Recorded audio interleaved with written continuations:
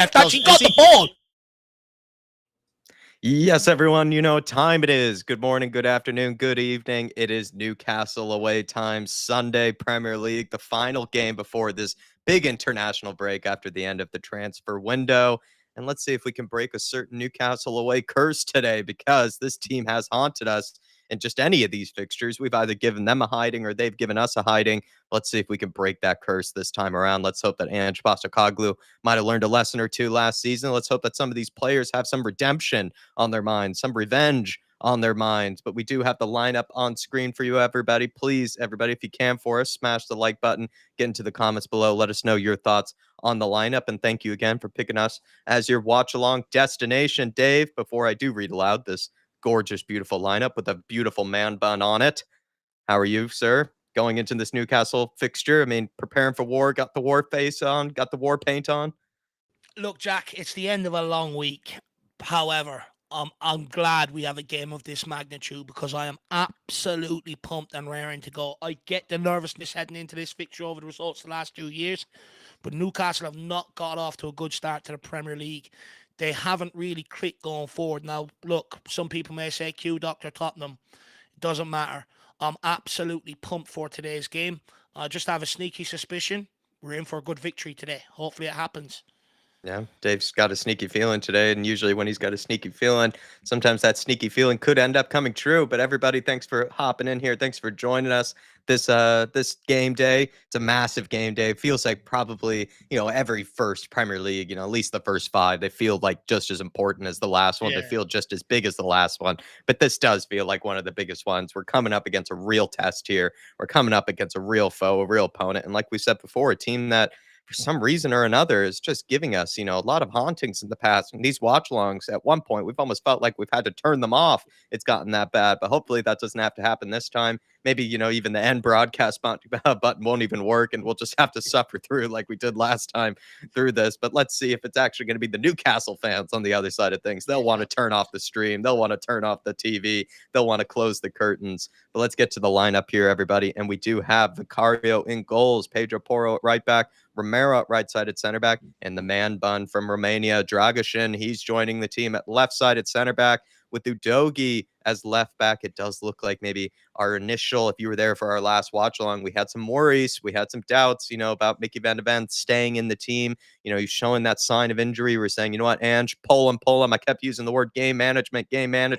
I was looking left and right. I was being way too cautious, probably. It was like anytime I was crossing the road, I was checking 3 times, 4 times. But sadly, my fears came true. It looks like Mickey Van de Ven is out for this fixture, but he should be okay, according to Ange Postecoglou, for the future ones. And he also did say that he felt like he needed to give Dragusin a chance at some point. So here it is. And, I'm proud to see that we even have such a good center back like Dragusin to fill in instead of the likes of a Sanchez, Dyer, and all that sort of people of the past. But we'll get into that maybe a bit later if anybody has comments on that. We have Sarr in midfield, joined by Basuma. So no Bentancur for this one, which I think is a bit of a surprise. He's keeping his faith in Pop Matasar. Again, good problem to have, good midfielders to pick from. So those two holding it down defensively, with Madison taking on a huge creative burden in the number 10 role. We have Kulusevski back into the team. He needed to somehow get his way into the team because he's been one of the best players so far during the preseason and even during the first few games this season, with Sonny in the team, and of course our Capitan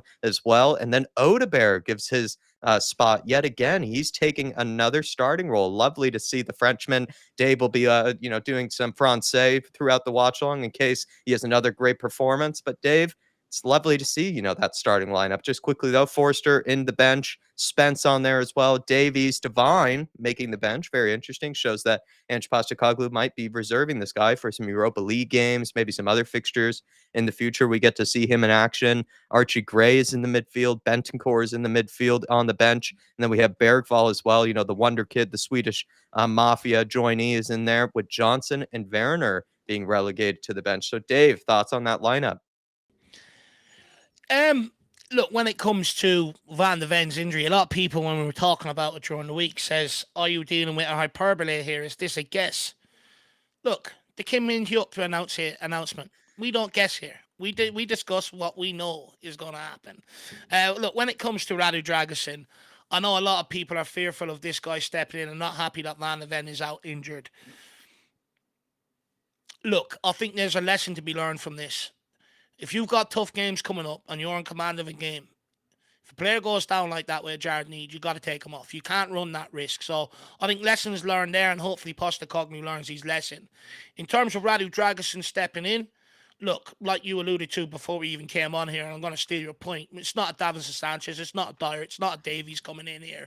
We've got Radu Dragusin coming in. I actually think he's going to help us with set pieces. With Van der Yeah. Ven, one of the big problems, one of the only problems I have with him, for such a big guy, be so much more commanding in the air, become a colossus, and he's a bit weak in that department. Radu Dragusin is good in that department, so he'll help us out from set pieces, especially maybe trying to get a hold of that Dan Burn. He's going to be a threat today from set pieces.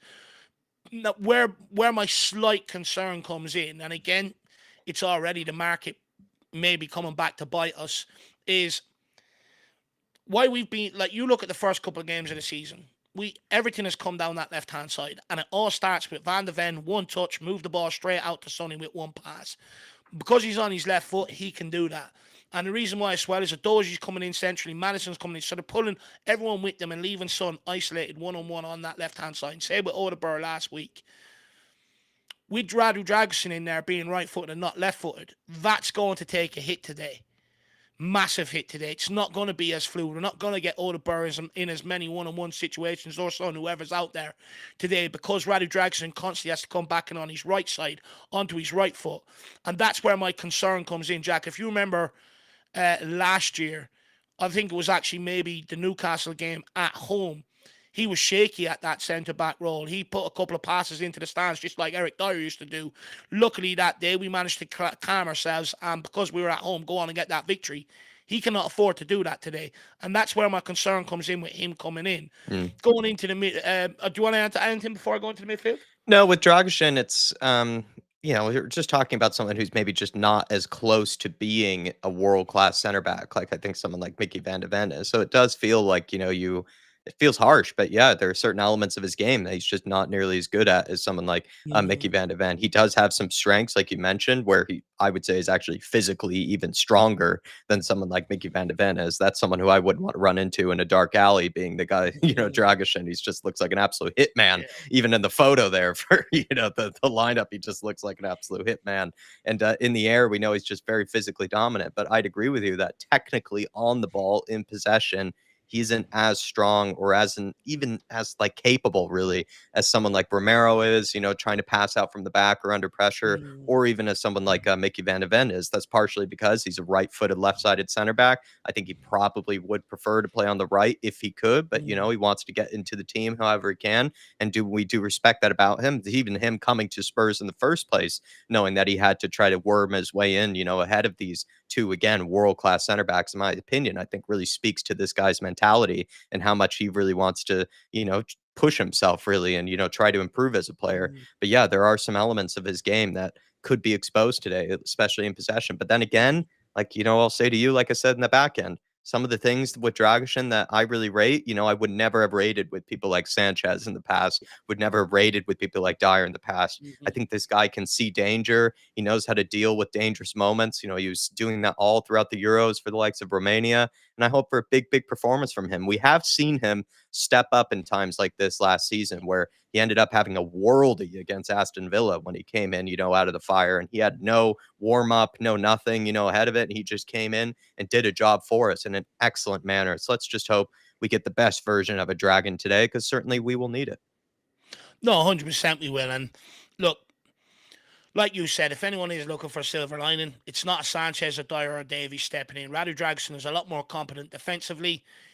Just going to be difficult for him constantly wanting to chop back on the right-hand side in terms of possession. Moving into the forward line or the midfield line, Papa Matasar coming in there, I think is a shrewd move, because it means Kulusevski's gone into the forward line, which I think is a huge masterstroke here today. But also with Sarr, he'll get in at the likes of Tonali, Joe Linton, people like that in there today. No Bruno Gomes in the team. Oh, no, sorry, no Tonali in the team. It's Bruno Gomes, Longstaff, and Joe Linton. So Papa Matasar, he'll be in there tasked to go and get around, mix it up, get pressure on them, stop them from trying to play. Smart move there in terms of the midfield. Him or Bentancur would have been happy with today. The big masterstroke for me is moving Kulusevski into the forward line, showing that we are learning lessons from when we were up there last year. Last two times, Eddie Howe's just played the same game plan. Go and put pressure on Tottenham, intense pressure. They won't be able to play through you. We'll go and get the game over with nice and early, which they've succeeded in doing. One of the big problems last year was we had no outball. If anyone actually goes back and watch the highlights, after about 15 minutes, Vicario started or had no option but to resort to try and play that ball to bypass Newcastle's press into the forward line. But with Son, Vernon, Johnson, we didn't have anybody to hold it up. And 9 times out of 10, he went more out to Johnson, who was always caught in behind Dan Burn. He went hiding that night. Him being dropped today is a huge plus, not only because, I don't think he'll give us that outball option, but also he's been useless going forward. Kulusevski coming in there gives us that outball. And the reason why it's important today is because he can hold it up and relieve pressure on that back line. In the last 2 games, it's just been one way constantly, and we haven't been able to get out. Kulusevski will give us that outball and hopefully get us out and get the game going the other way, or even getting Son in behind and exploiting that high line. Also, getting back to help out Pedro Porro. Last year against Newcastle away, Pedro Porro was taken off just after half-time because he got absolutely ran ragged last year. He couldn't deal with the intensity. So him and Sarr coming in on the right-hand side will also help Pedro Porro massively defensively. So I think when I look at that lineup, I think we've got a very strong lineup. Again, Kulusevski could go up front with Son to the left, Udebar to the right. I don't know. But I'm hazarding a guess, and from what I've seen, Postecoglou tends to prefer Son up front than Kulusevski, and that's why I think it will be him up front today, with Kulu off the right and Udebar off the left. So that's my thoughts. Well, hopefully we get some more sunny bangers. We get to do more camera celebrations. And Dave, the leader of the Kulusevski army, we get to see a Kulu banger at some point today. Would love to see those two combine again. They've shown some great chemistry. But let's get to the chat. So many beautiful names in here, so many beautiful faces. And once again, we really do appreciate you guys picking us as your watch-along destination. Only been live for around 10 minutes or so, and there's already over 300 people in the house joining us. So really do appreciate your guys' support. We have Yano in the house, Danny Darko. Big up to Danny Darko. I think has figured out the membership situation. Thank you very much, Danny. And hopefully your fantasy team, has a good weekend as well. Thanks for all the support that you've shown Dave and I. Brett is in here as well. Big up Dave and Jack, who writes this stuff. Van de Ven out, 3 strikers out and 2 on loan. And Parrot's been sold. Brett, you're really going through it, I can tell. And so are we with all these injuries. King Hoddle's in here as well. Afternoon, David Jack. I woke up to the news of Mickey being out when we have already lost both of our number 9s. I'll gladly take a draw right now, but maybe they can surprise me. Strong mentality will be needed today. Hey, look at that man bun right there, King Hoddle. It's a strong man bun. In fact, you can tell that it's a strong mentality. His whole skull is being, pulled back by that hair. So you know that he's absolutely laced into this game. Darkson G, good to see you, sir. Good morning, good afternoon, good evening, whatever crazy o'clock it might be. Maybe it's actually more of a decent time for you, being a slightly earlier game than usual. Evening, yes, late evening for you. So hopefully it's not too bad for you. But he is, talking about, which we do have to mention, the Newcastle away curse. And he's also mentioning a referee curse. He's saying, come on, you Spurs, let's beat that Newcastle away and Rob Jones curse today. I mean, Dave, which one are you more fearful of? The referee getting in our way, or these Newcastle Magpies, causing us some trouble? Do you know what? I'm more fearful of the referee getting in the way of today's game, giving them a stupid penalty to help them either get back in the game or get a late winner, or set the tone. I'm not really worried about us today. I think we're confident. I think even if you look back at the Leicester game, the Everton game, we're creating chances. We're looking good going forward. It's just down to us to take them today. That's all it comes down to. Every game is us taking the chances we're creating, which is a huge plus from last year, considering we were creating absolute F all in a lot of games. So, I'm not worried about us today. I'm more worried about Rob Jones. Not winning with him refereeing for 5 games. Some say coincidence. I don't. I say corruption. Dark Sun G, what you do hope is that someone like Rob Jones could actually, maybe deal a bit of bit of luck towards our side of things today. And I will say, someone I'm a big fan of, Bruno Guimaraes, I think he gets away sometimes with a bit of some naughty tackles here and there, and also gets away with some kind of rash moments where he has that Romero in him, where he'll kind of maybe take it a bit too far at times. But I don't even think he's as clever as Romero can be. I think he gets away with it actually a bit too often. And there were some red cards last season that you could say that Bruno Guimaraes might have received, or probably should have received. But he definitely had some nasty moments last year, and maybe he can get punished this time around, in this big game. But big up Darkson G. Let's hope that Rob Jones can break that curse for us, as well as the like of Newcastle going away. Paul Connor's in here. Big up, guys. I'm ready to eat some magpies today. Come on, you Spurs. We owe them a battering. Well, batter up those magpies and get them frying. Paul Connor, big up to you, sir. Gonson Football and things. Thank you for supporting the show as well as a member. Kevin Ferguson, big up to you, Kevin. We also have the one and only Derek Hutchinson. Big up, Derek. Shemtan is in the house. Big up to you, Shemtan. And also really appreciate everybody else in here that has been popping in. Ribsy85 saying we have the worst medical department in football. I think that is maybe not a controversial take at this point, Ribsy. It's not even like we're being dramatic. It just really does feel that way. It's just cursed. It's like someone's shin bone has been buried, like a Gio Lo Celso ankle bone has been buried inside the medical department. It's just going to be cursed forever. Belgian Hotspur saying, I put a bet on a Rami McBomby. Dave, could we get a dragon flair into the back of the net? He flames it back in there, or do we get a Rom bomb today? I mean, either or, I think we'll be bouncing off the walls.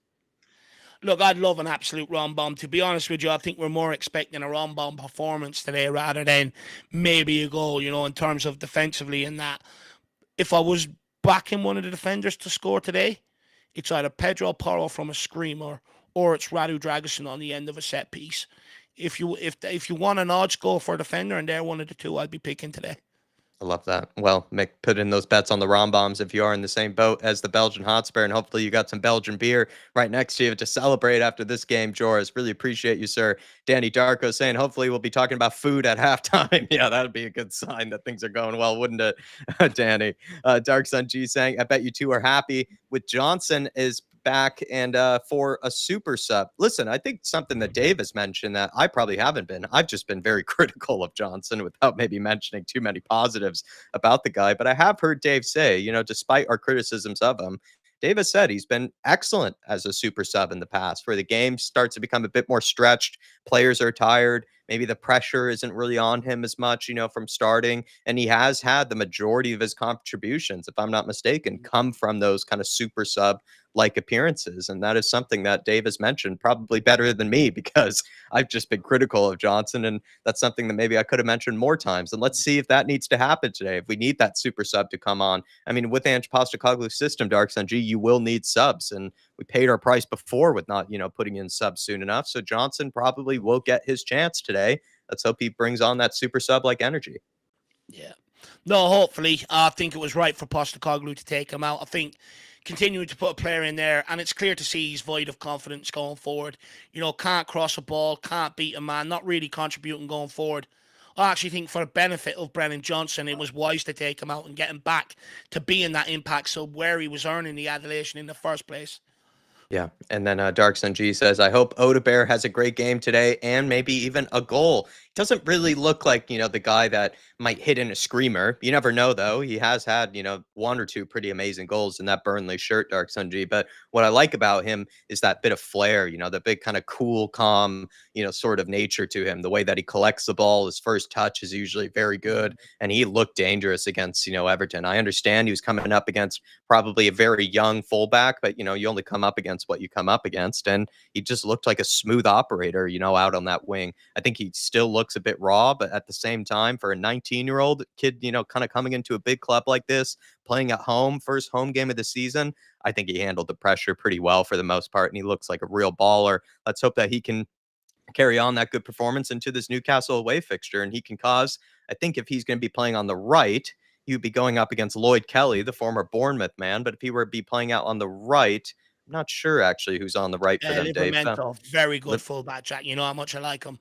Livramento, I think, good going forward, but maybe someone like Odeberg could cause him problems, defensively in this situation. We'll find out tonight, but you never know with Odeberg. He looks to be a solid player. He cut in on his left, cut in on his right. I think he'll be a tricky customer today, Dark Sun G. I'm looking forward to Dave speaking some more Francais during the watch along. Martin Knightsbridge saying, "Oi, oi, boys, 3 points today. We need this win today." I think it's a massive, massive chance, Martin. You might have saw that video that we made where, for me, I know we put it as like sort of make or break in the title. I don't necessarily feel that strongly about it, but I think it is something having to do with momentum. And that is something we can probably all agree with, right? Where there are games like this where you can gain so much momentum from 3 points in these situations, or even just a good performance, right? If you just have a solid performance that the team feels like they were proud of, they put their efforts out there and they got in some way rewarded for it, they will take a lot of, solace from that. They will take a lot of confidence from that. And going into a North London derby, I even said to Dave that I actually felt like this game, to a degree, almost more important than, kind of for momentum purposes than the North London derby. Because for North London derby, you kind of just expect them to get up for it. You expect them to, be putting in their absolute all for it. There's pretty much no excuses, right? Whereas in this one, they have been intimidated by this fixture. They haven't really shown their best selves. And if they are able to do that today, if we do get the best version of Tottenham Hotspur, then I think, we can gain a lot of momentum from a win today, or we could gain a lot of momentum even from a point. And it's a good performance, and that's just how I feel about it. And Very well would said. love to see 3 points today. I would be over the moon to see 3 points today, Martin Knightsbridge. It's just a massive game. And just quickly, by the way, Captain's Bird's Eye is what I call him now, Jack. He was out on a boat the other day out there in Spain, one that he hired out for a few hours and that, enjoying life. So big up, Captain Birds. I hope you had a good time, and I'm glad you could leave the comforts and come back and join us, my man. Big up, Good. Martin. Thank you, Martin. Saving Australia for me, during the international break, sir. Big up to you. We also have Darksun G saying, I hope Sonny and Cootie scores as well, and maybe at least a 3-0 win. Man, 3-0 win, Darksun G. I think I'll turn into an absolute happy clapping galore. I'll just become almost intolerable at that stage if we get to a 3-0 win. Let's just hope we get a really good performance. I personally would take a point, Darksun G, but definitely I know that you would want more. I know you're a guy that likes to see Spurs absolutely demolish, whichever opponent that they come up against. I will say, though, Sonny, as well as the rest of the team, that warm-up jacket or bomber or whatever you want to call it, Rom bomber jacket, is very, very good. I like that, sort of coat that they're rocking there. It looks very handsome. And I'm liking the boys in that one. And I'm looking forward to a big performance, looking forward to a Rom bomb, looking forward to sunny celebrations. Let's hope our big man, our Capitan, delivers for us today. Good to see Mark. Good to see We Are Spurs T. Shawnee Maddox is in here. Good to see you, Daniel Larson, Daddy Larson, Spursman 15. So many good people in the house. Darksun G saying it's a 9:30 p.m. kickoff. That's not too shabby. It's almost like you're in Spain with Martin Knightsbridge with that sort of kickoff time. Darksun G. Georgie Hill saying, big up, lads. Let's put the tune to the sword. Georgie Hill, your mentality here. And to be honest, with that gorgeous head of hair that you have, George, I feel like you would look like a bit of a Viking, if you had a sword, with you. You should be joining alongside Dragusin. Maybe you've gone for the man bun today. You wrapping it up to the very top, trying to put in your best Dragusin impersonation. That'd be great to see. But Dave, I think a lot of people, they're ready for battle. They're ready for war. George certainly is. I view this game as that movie Troy, Jack, if anyone's ever watched it. The big horse, the big wooden horse and storming the castle. We're the big wooden horse today. They're the castle. It's up to us to storm that castle today, Georgie boy. And I cannot wait. I feel like we're going to do it today. Let's go. Time to storm that castle, baby. He's gone for a 3-2 win as well for Spurs. That should be a very fun watch along if that ends up being the case there, Georgie. And I just hope for any bit of points in this game. And a 3-2 win again, I would be bouncing off the walls. Anthony Temporal, thank you so much. And also thank you so much for being a supporter of this channel as a member. And he says, come on, boys, positive vibes. We are due a win up there. Certainly do one, Anthony. And looks like Dave is very positive ahead of this fixture. He's feeling confident. He's got a certain smell, maybe he's smelling some magpies. Feels like it's cooking from somewhere. And he's just getting ready to batter it up and, put it in the fryer. But maybe put it in the oven next to his beautiful roast dinner that he was just bragging to me about before the stream here today. So I hope that maybe Dave has some room for some magpies still left, because definitely we need to be eating some today, Anthony. And thank you so much for the support. Dave, anything to say, Anthony? He wants to see a big performance today. He feels like we're due a win up there. No, 100%. And I agree. Look, it's long overdue. Today's about salvaging pride, showing that you are going to learn your lessons from years gone by. If we're talking about trophies, these are the games that you have to turn over from where they were before this curse, to start winning up there, start, getting positive results up there. And it starts here today. Maybe it's do or die is a bit of an exaggeration, come to think of it. I think you worded it right. It's about winning today and gathering some serious momentum, and that momentum will push us towards trophies. Last year, the North London Derby was exactly after this Newcastle away fixture, and we got heavily bet at Newcastle away, and it carried over into the North London Derby, especially for the first half. We win today, we're going to beat Arsenal in the North London Derby. I'm absolutely convinced of it. And look, I was nervous all day yesterday for today's game, but I just woke up today. I feel like Jesus spoke to me in my sleep. God is on my side. And, they told me Tottenham are going to win today, Dave. Be positive. It's going to happen. Sometimes you have to manifest things in life. So let's go with it today. Let's see how we get on. Ledley King visited him in his sleep. So what happened? He came to. He said, "Young Dave, Magpie, get ready, put it in the oven. Make sure to get the salt and pepper out because you're going to be eating good tonight." Let's hope that we get a huge performance here, everybody. Spurs are in that gorgeous away kit, and we have kicked off. So feel free to sync up with us. They kicked off very quickly there for a moment. We're already sending these Magpies to the floor. Sonny's knocking them down, showing them the weight room already. It's looking like Kulu up front, Son off the left, and Udebear off the right now is the way that front line is lined up. So very interesting to see if that continues to be that way. And lastly, we're so far behind. Too many of you guys coming in here. Really appreciate it. So thank you to everybody who's chosen to join us tonight. Kulu already bossing them in there, showing them the weight room. And Rob Jones blows the whistle, doesn't he? Of course. Oh, my Lord, what is wrong with this cretin? He hates Tottenham. But, guys, thank you very much for joining us today, and let's bloody go. Huge. Boys are already, can tell, very motivated for this one. Kulusevski, has been a part of some of these bad defeats in the past. So let's hope that, he's extra motivated today. You do have to be cautious, though, right? You don't want to be kind of laying into them too early, where the referee does feel like you have to do a bit of babysitting for the Newcastle team. Let's hope that he just lets the boys play today, the referee. Just let the game flow. Don't be a knob. Don't make it about you. That's all we want. Oh, no. Newcastle behind already. Isaac, someone inside the box. Well done by Pop Montasar, clearing it away there. Take your time, this is Pedro Porro. Tries to just get it cleared. That's okay. Just get it out of there, especially if he's going to clear it, though, it has to be a clearance in towards Kulusevski. At least give us a chance to try and get on it, if you know what I mean. I get it. I get it. We're waiting. It's early start. Come on. Pumped. Sar, good control. Good ball. Great ball. Oh, Sonny here.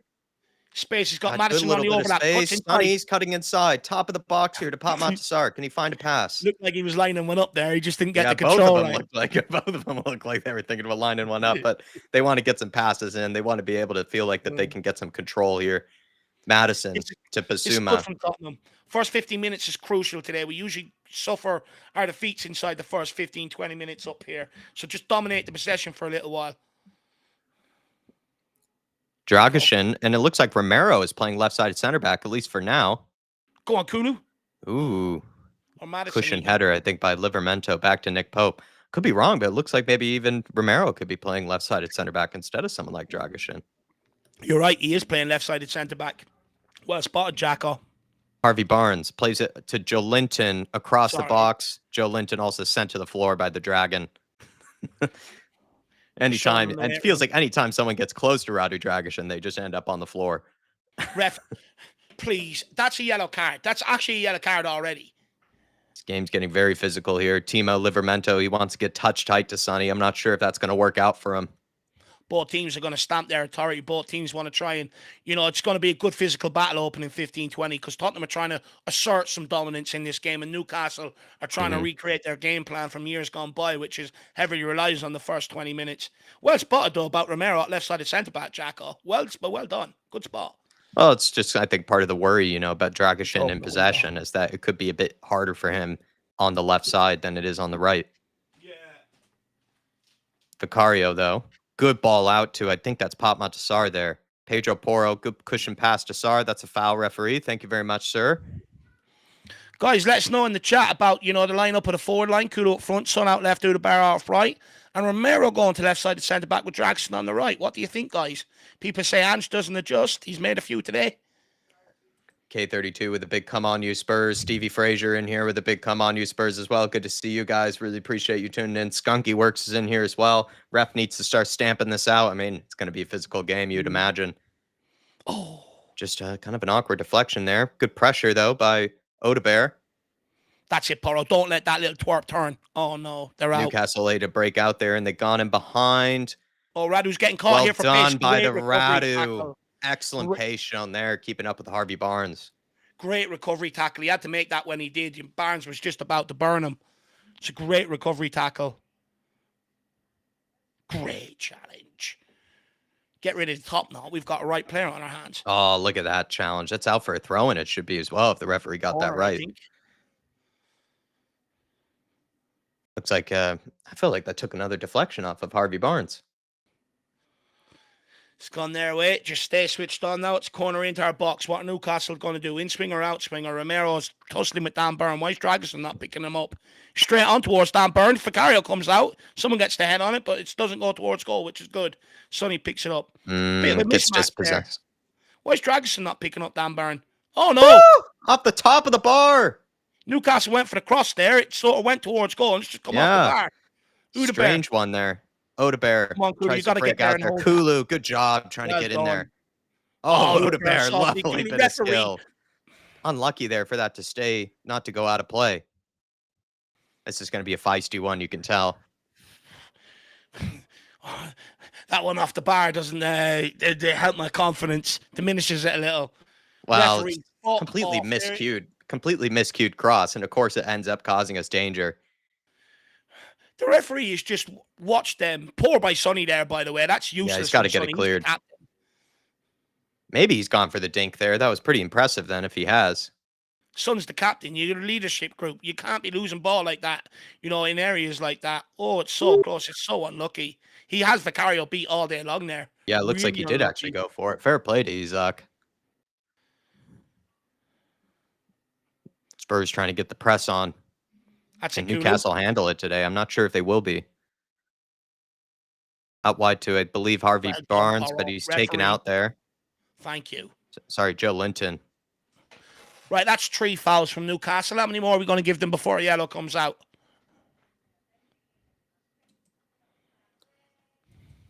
It's a good touch and switch of play, but it's a great tackle from Pedro Porro, and it's great acting as well.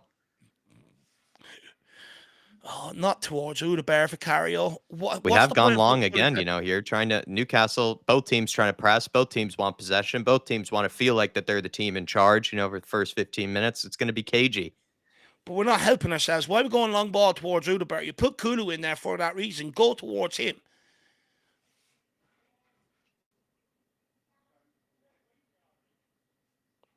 Pedro Porro with the throw-in.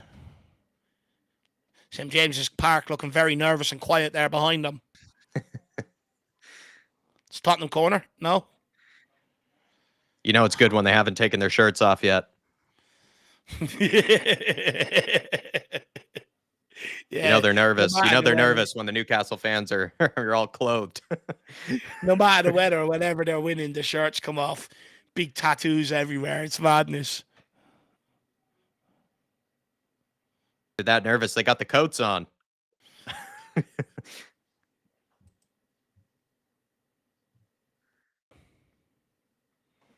Dirty castle, says someone. Well, we're storming the castle, whether it's clean or whether it's dirty tonight. Go on, Sonny. Sonny. Someone get onto that second ball there. In behind. Well done by the Dragon. Well done, Dragusin. Sar. Well done, Sar. Basuma, get your head up, son. Well done. It's in behind. Kulu. Can he get there? Oh, it doesn't have the pace to get past Dan Burn there. Good idea from Basuma. Can I just get you Anthony after Gordon brings down it. Oh, 1 second. Harvey Barnes. One-on-one. It's a shot. Oh, it's just gone wide. Dangerous. Need to get better. Need to get out there and close them down. Jack, can I just get you to refresh the link there quickly, please, lad? Yeah. It's an incredible touch from Anthony Gordon. Oh, a few early chances for Newcastle. You have to survive this opening 15, 20 minutes.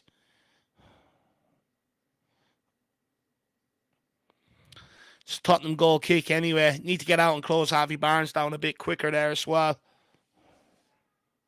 Artist T saying, I hate to be negative, but even 10 minutes in, and they look more threatening. I mean, so far they've had 2 very dangerous breaks. Harvey Barnes just there. Isaac is just an incredible player. The way that he even just goes for a dink like that, Artist. I mean, let's be honest. He's just a very good player, very intelligent as well. I mean, it's a real foe. It's a real matchup. You are going to get scares. You are going to have moments where you're going to be challenged. Yeah, you will be. It's just hopefully they don't find the back of the net. We can take our chances. Madison here. Odebear. Ball in lots of space. Out to Basuma. Doji. Sonny here. Back to base.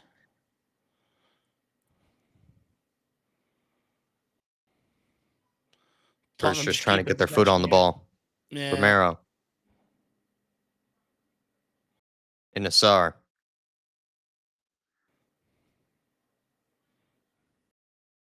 People are telling artists saying at least we haven't conceded yet. Well, we got to break that mentality ahead of these games. Oh, without a bears are behind. You're offside, Kulu. Leave it for him. You're fucking offside. Leave him take Get it. out of the way, man. Just get out of the Jesus. way. Drop Where's to the the floor. self-awareness? Odebear, what a lovely touch. He's absolutely rinsed them. Oh, lovely touch. It's a good ball by Dragusin. He's just got to leave him. He's in. Why is he in his way there? I mean, Dave, the moment that you're even in that, oh, well done, Kulu, good touch. It's just you have to just almost drop to the floor there. Get out of the way. Yeah, it's He was selfish. clean through. He's nearly clean through. He almost had a clean pair of heels there, Odebear. That's the classic. I'm older than you. Give me that ball, young lad. You know what I mean? It's just like move out his way, Kulu. Be smart. It's just a bit clumsy. It's a bit of a seniority complex there. Porro winning the Pedro corner Porro. kick. Looks like he's claiming for a corner kick here. They better give it to us.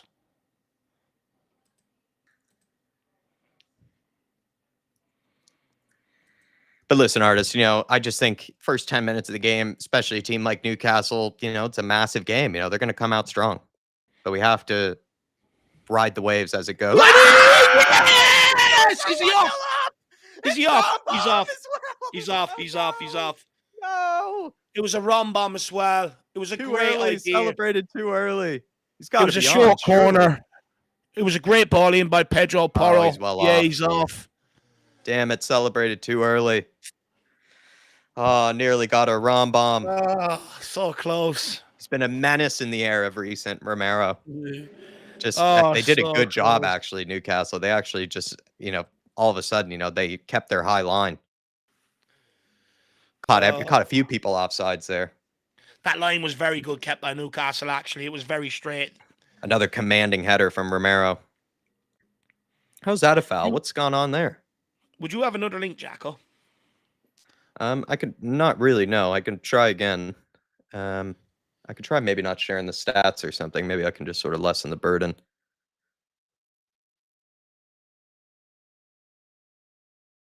Who's the free on there? It's not free kick.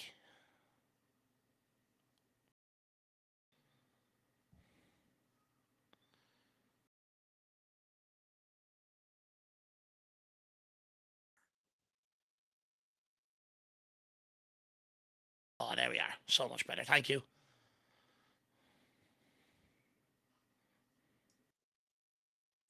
Newcastle playing out here. Looking to attack our left-hand side. Getting bodies over there between Adoji and Son. Good defensive work. Newcastle switch it to the right with the overlap here now. It's ball in behind from Barnes to Joelinton. Joelinton pulls it back. Romero deals with it brilliantly. Takes a risk there. Oh, it's offside. Love that. Absolutely love that. Oh, artists, hopefully now we can kick on. Hopefully that this loud goal will be a good omen and give us the confidence now going forward, my man. We survived 13 minutes. It's better than in years gone by, lad. Usually we're 1 or 2-0 down by now. It's a good ball down the ref. That's a free on Odegaard. A challenge for that, Madison. Why are you pulling out, man?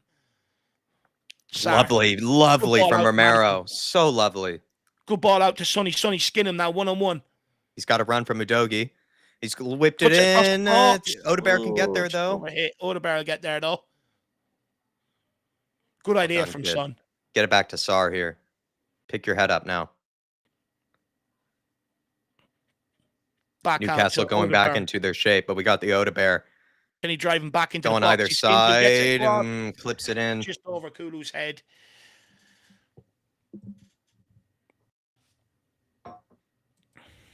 Guys, what do you think of the opening 15 minutes? Let us know in the chat. It's an improvement on the last 2 years anyway. Newcastle looking to break out here. Livramento into Dan Burn. Dan Burn goes all the way back to, I think that's Emil Kraft. Back out to Livramento. looking to go in behind Destiny Adoji here. It's on to Anthony Gordon. Can Romero get there? And he does absolutely brilliantly. You know, He he's got to goes get his sliding. first. Not only does he almost have a rom bomb there, he also needs a rom tackle. Did I just see Gordon pointing and laughing at Romero? He's going to pay for that.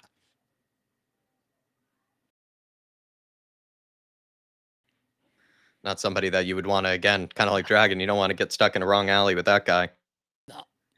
If I'm playing against Romero, I'm trying to be his friend. I'm trying to talk to him like, how are you? How's the family? Just put him off that way. There's no point otherwise. Newcastle with big men in here.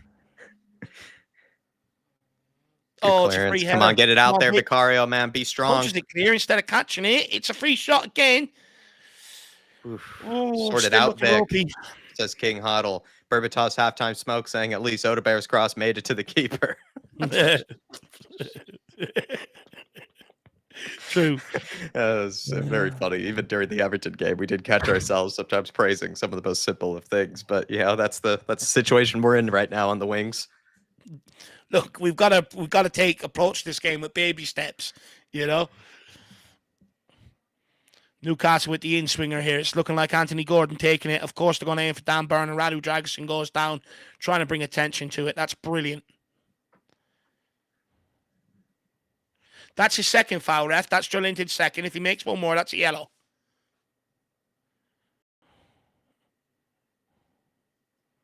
That's it, Radu. Start touching them up. There we are. It's an in-swinger. It's another free header. Dan Burn. Or Lloyd Kelly. Lloyd Kelly. Fuck, we need to get a grip for these set pieces or not start or can start. They got some big boys in there, Newcastle. They're causing problems. It's only a matter of time. Shitball into Kulu from Adoji. That's fucking shit. Both teams look like they could concede, says Ed M. Yeah, I just think it's who's going to crack first. What dam is going to crack first, London or Newcastle?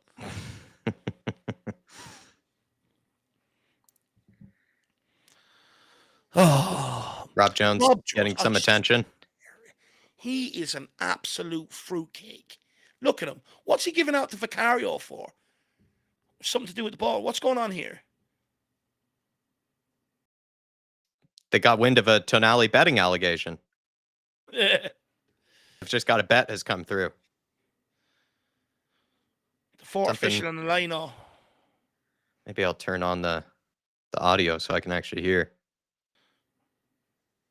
Oh, the lino has pulled out his hamstring. He's done his knee. Yeah, you're right. Yeah. Fuck me. Jesus Christ. Even our medical department gets the referees injured. Look, at least it's not one of our players. Just even being next. I think the fact that he's standing in front of our medical department just got him injured. Right, guys, who wants Lino? We are Spurs TV. Tony, fancy it. PH, Adam, Finn, Belgian, King Huddle, Artist, Finn. Any you want to get ready, do the Lino job? How long are we going to have to sit here for this now? They usually have a spare person there all the time. Why is he not down there already? What are we waiting on? Some guy to come from Stockley Park. Eddie Howe looks rattled. He's got bags under his eyes. It looks like he's having long sleepless nights. Tottenham players get some coaching instructions here as well, which is good to see.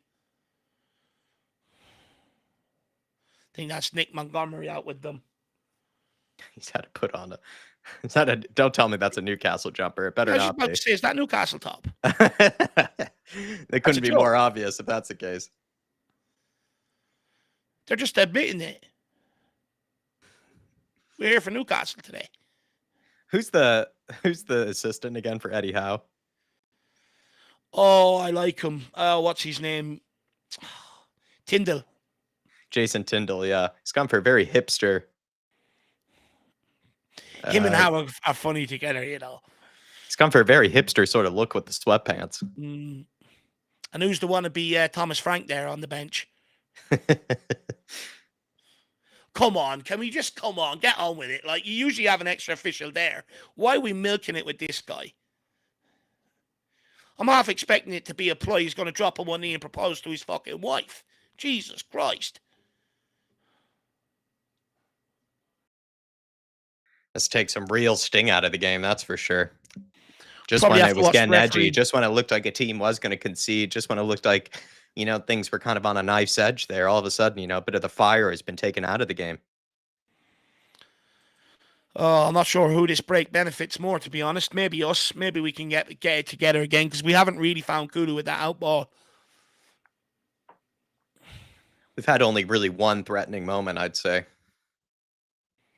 And there wasn't really much from it. And also, I guess technically we had that ruled out goal, but I mean, it was well offside. It's not really much to really Honestly, count there. With how long this has taken, I'm expecting the line ought to be running out of a bottle, running in, trying to get the other leg into his shorts to get on the pitch. It's a joke.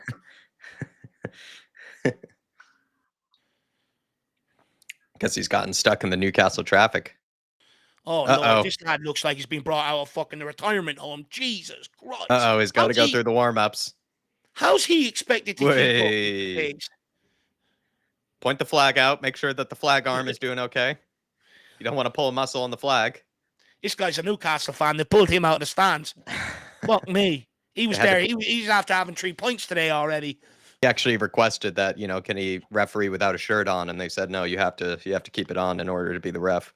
He does not look fit to do the job whatsoever. Martin Icebridge says yellow card for time wasting, Lino. That's exactly right, Martin.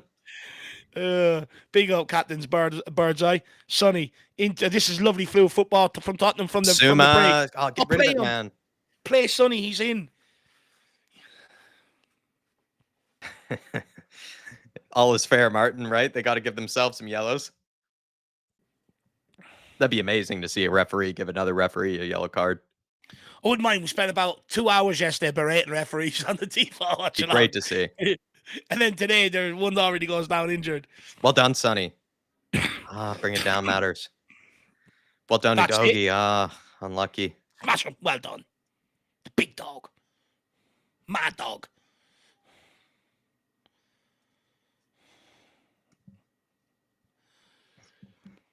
Oh, so I wonder how many, if anyone paused the time where the referee, pulled up with an injury, please let us know how long we should have added on. Win that. Well done, Romero. Basuma, you're under pressure now. You can't lose it there, Ban. Go back. Go back if you need to. I'd go back to Vicario. Good pressure from Sarr. Look, he just couldn't get there. Anthony Gordon gets a touch out. Gets it, I think, to Sean Longstaff. Now it's to Timo Livramento. Sonny having to drop deep here. Joe Linton haunted us in the past. Well done. Good tackle there by Doji. Basuma, back to back. Sonny, great ball. Great ball. Ooh. Give it inside. That's it. Keep it flowing. Get out to the bear. Let's go, kid. Skin him. Down the wings now. Come on, son. Skin him, Wilson. Bear time. There you go, Wilson. Oh! Nearly for Wilson. Nearly got my free willy.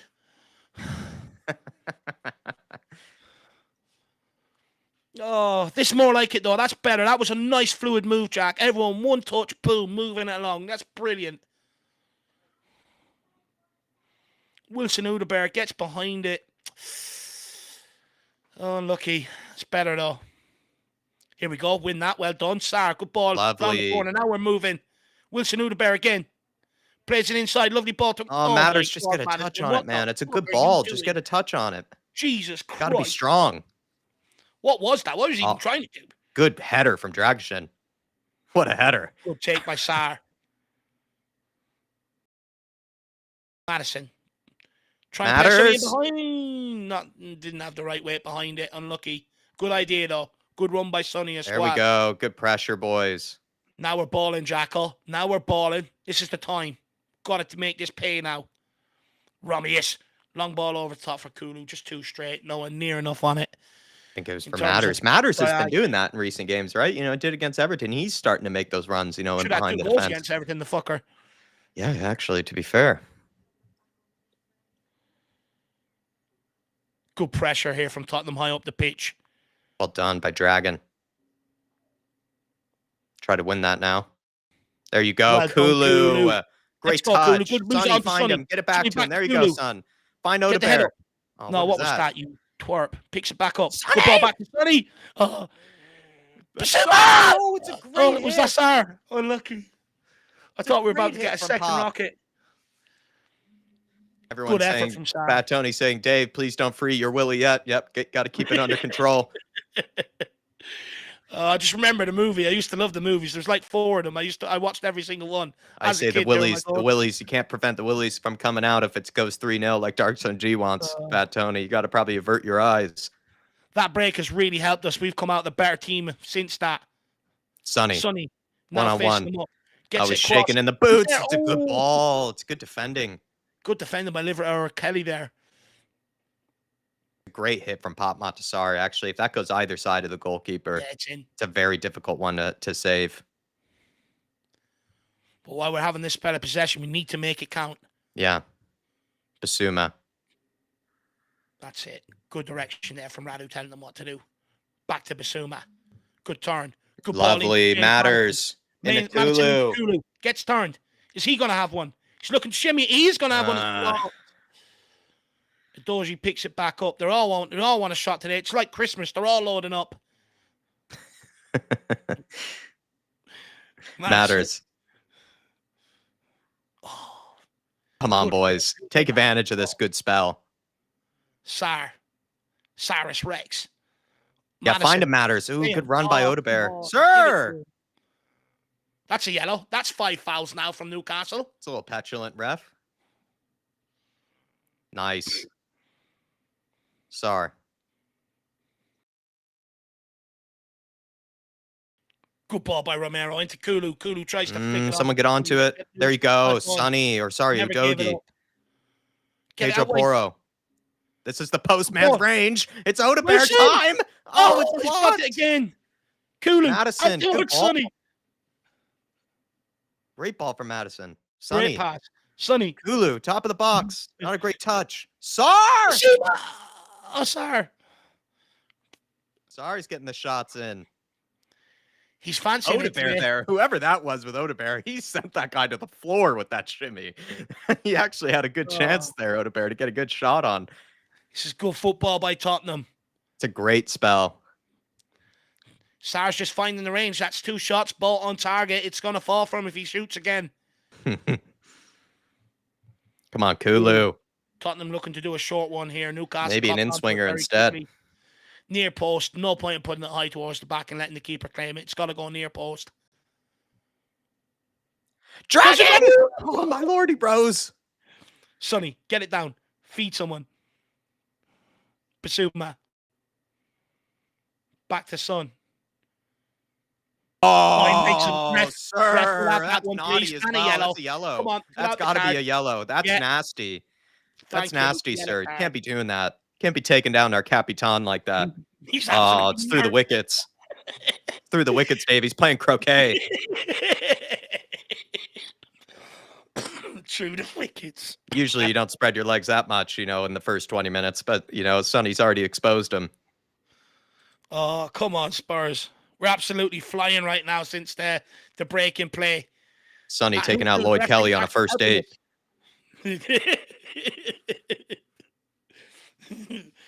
Madison with the in-swinger.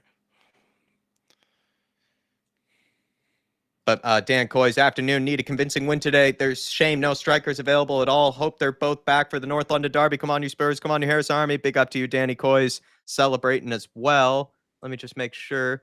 30 months, you madman. Thank you. God. Oh! You're nearly in for Rom Bomb, Dan. Wilson Odebear. Top of the penalty area. There's it off. Pedro Porro. That's the postman's range, Dan.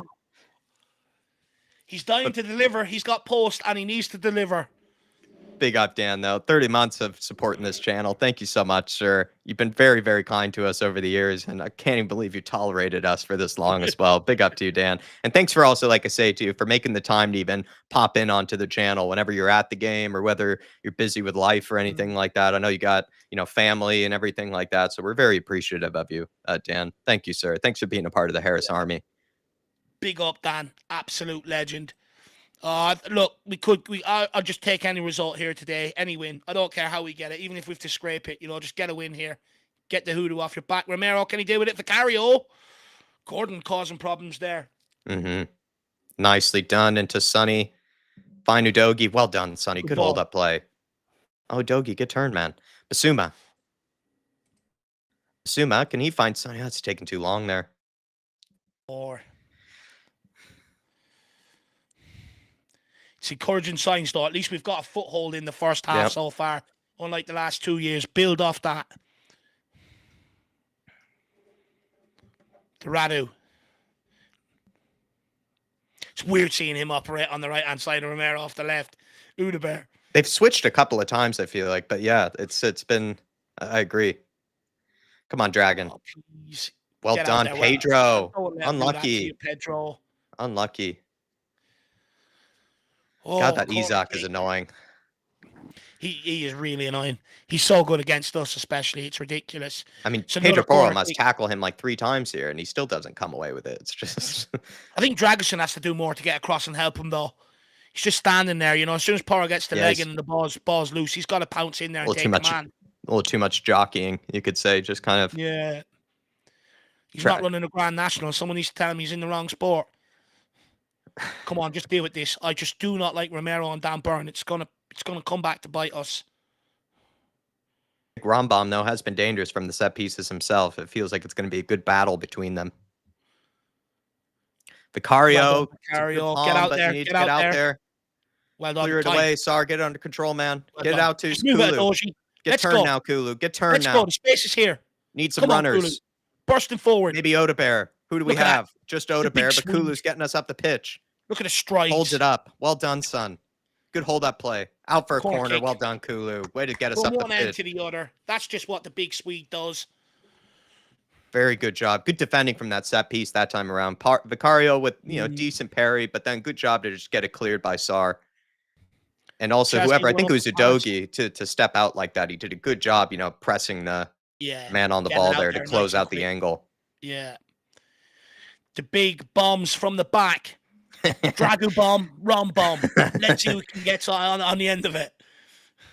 Even Romero, though, he wants something. Ooh, good play here.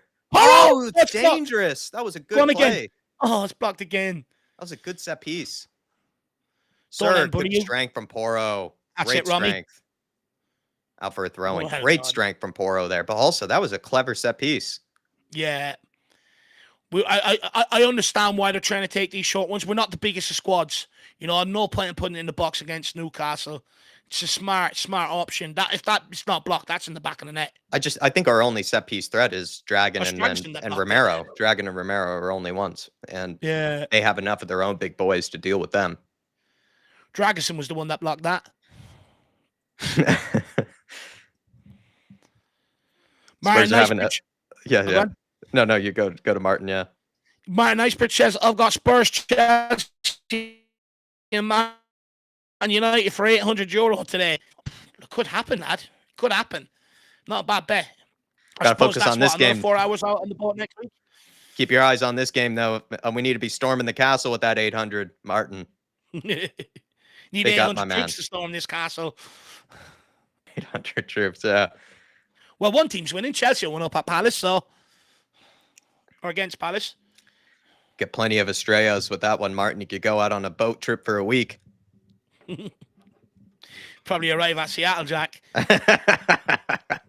Got some fresh fish for you. Good man, Martin. Really appreciate the sport. Captain Birdseye. Vicario. Shit ball out. Jesus, Vicario. 2 players to aim for. You put it between them. Well done. Romero, good composure there. Madison, that's dangerous, man. Got to win it, Madison. Get your foot on it. Challenge by Sar. Fuck off, ref. Yeah, just let fairness into yellow, but well done, Sar. It's a bad giveaway from Matters there. He actually had some passes out wide, and he tried the hardest one, and he didn't execute it. You got to execute that if you are going to go for that harder pass. Yeah, it's straight into Lloyd Kelly. Well done, Sar. Yep, nice one. Right on the shin. Brilliant from Sar. Both running into each other like that as well. Both kind of going, practically both of them going studs up at each other. Well done, Sar. Great challenge. Not pulling out. That's what we like to see. Madison thanking him. Madison knows he digged him out of jail there. Took a card for him. Brett's already straight on the referee. He's saying, good to see that morons already starting to book our players. Forgot. He is a bit of a moron. I call them sir, but maybe we should start calling them moron instead. Moron 1, moron 2. Every 2 minutes, moron. Now the ref thinks he's Gambit, says we are Spurs TV. Jeez.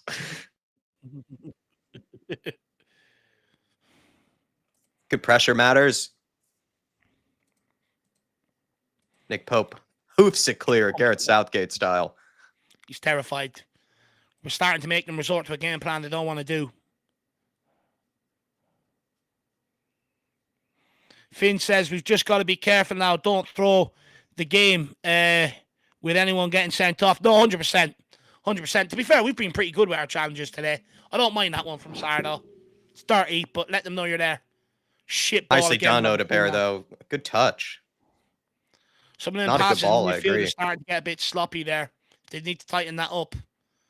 Cario, you got to show for him, Udogie. Stupid. That's absolutely stupid. He's going nowhere. Do shoulder to shoulder, not in the back. They want set pieces. They're begging for a set piece. Yeah, it's in the back. You're right. It's just so stupid. There's no need for it. He's got him into the corner.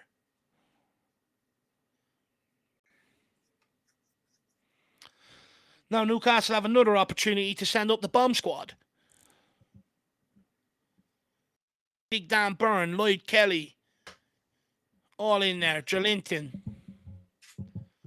It's going to be an outswinger, though, here from Gordon. One thing as well, Vicario's given away a lot of passes as well. He needs to tidy it up back there on the ball. It's Gordon with the outswinger. It's a well done, Basuma. He has took that right off Emil Kraft's head there. That's brilliant from Basuma. Look at Romero pressing all the way out. Good job by Sarr. Sarr follows Romero's lead. Newcastle in behind here, though. Pulls it back. Oh, it's 1-0 Newcastle. It's very, very quick. It's Harvey Barnes. We switched off from the throw-in. Newcastle just took it quickly. Tottenham completely switched off from the throw-in, and Newcastle have punished us. Why are you switching off like that? You've done all the hard work to keep yourself in the game. Come 35 minutes, 10 minutes out from half-time, which is progress from last year, and you switch off from, again, another set piece. I'm absolutely fed up with it. They've all just switched off. Down the line. They're all jogging there. It's fucking shocking. Every single one of them jogging. All switched off. Brutal. No idea of the run of Harvey Barnes there. And they're all throwing hands up at each other as well. I mean, don't do that. You all switched off.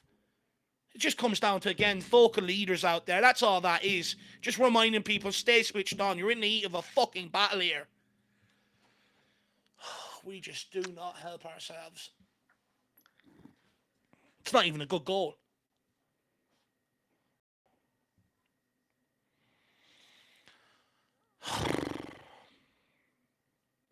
Sonny picks it up. On to Sarr. Pedro. Back to Sarr. Well done, Sarr. Pedro down the line to Sarr. Maybe just whip it in, man, and see if you can get yourself a corner. Well done, whoever. Odebear, good pressure. Good job, Odebear. I think things just got a bit sloppy in the midfield. It was the couple of passes we gave away before that the midfielders, Vicario, and then they switch off from the set piece. And this is what we always say, Jack. One mistake compiled by another always leads to something drastic badly happen for you. How many times have we seen it at Tottenham where, we used to have it with Dyer and that. 3-4 passes you see go away, you're like, this is going to spell trouble. It's just bad.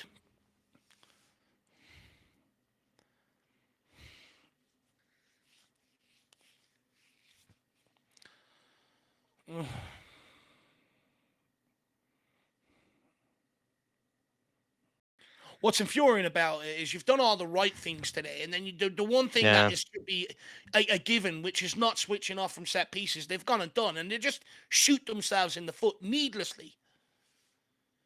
Yeah, just kind of when the game started to maybe balance it out a bit as well. Like Spurs were starting to threaten a whole lot more.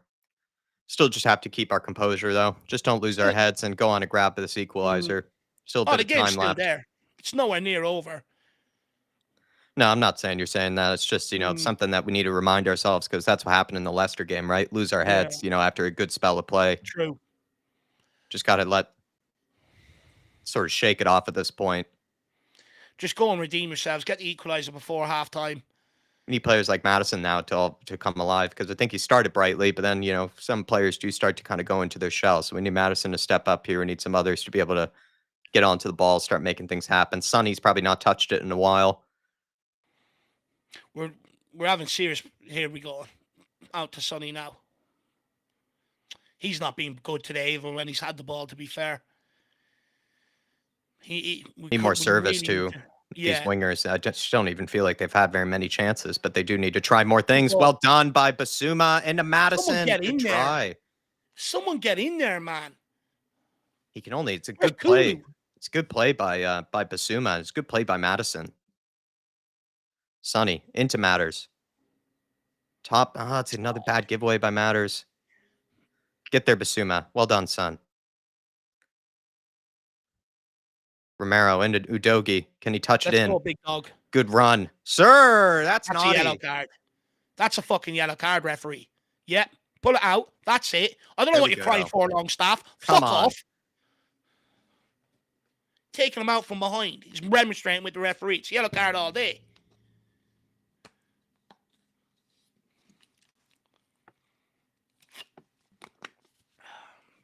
Come on, Spurs.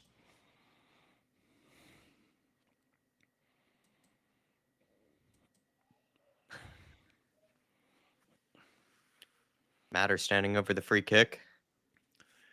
Let's try and get a runner in around the back here. Drop it in around the back.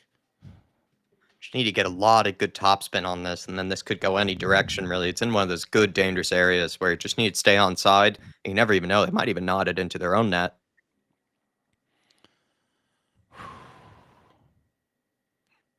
Matters. Ooh, interesting. Kulu. Oh, That's not a Kulu, good for touch. fuck's sake. Poro, not a clean strike. That's just shocking from Kulu. That's clearly a pre-work training routine, and he's supposed to get it and give it off the sun first time, and he just does that. He has the touch of a truck there, and I'm not even sure if he needed to take a touch like that. He's been piss poor up there today. The thing is with Kulu is that we know he's not going to have the same aerial threat that maybe Richarlison would or someone like Solanke would. He's a physical player, but he's not physical in that regard. You want him to be able to try to drop deep a bit more and get onto the ball and take players with him, really.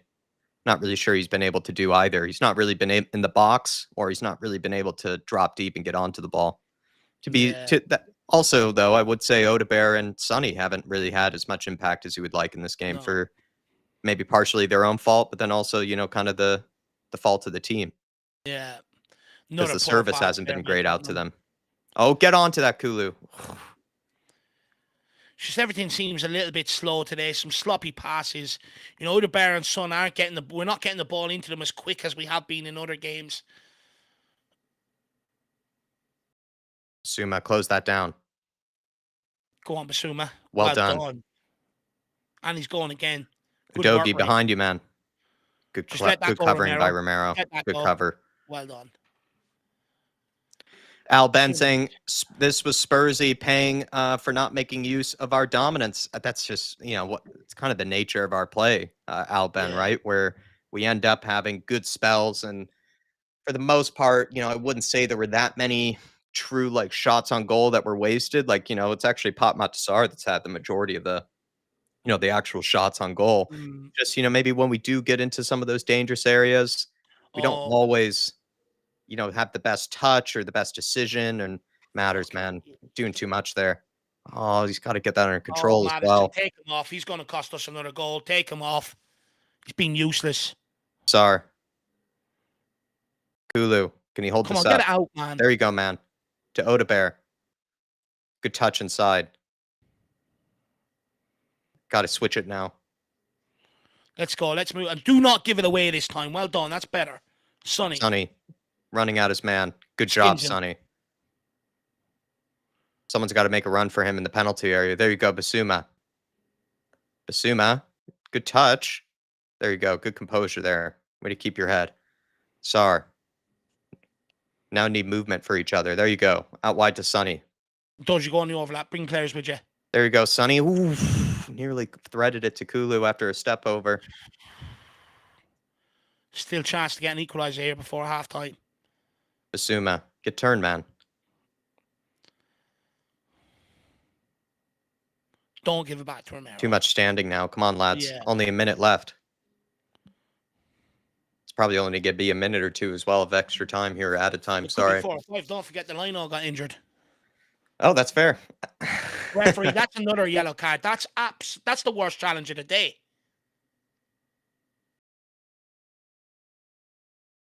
He lets me away with it. Oh my God. 5 minutes added on. But yeah, Alben, it just sort of comes with sort of the nature of the play, which has just been one of our biggest problems. But let's just hope that we can get another good spell and we end up taking one of these chances. But I agree, it's been kind of one of the biggest things to say with kind of the Ange Postecoglou team is that they don't always make the best use of good spells. This game reminds me a lot of what we've seen last year. Not specifically last game at Newcastle, but last year in general. A lot of huffing and puffing, good in possession to a degree, not really creating an awful lot. Ooh, Matters tries to get onto it. Again, though, we don't really have that presence in the penalty area for that sort of thing. Ooh, misread by Dragon. What's he doing there? Get onto it, man. There you go. Well done. Oh, sir! Ref, that's the yellow card now. That's the second one in 2 seconds. You have to book him now. That's the second one in 2 seconds. Thank you.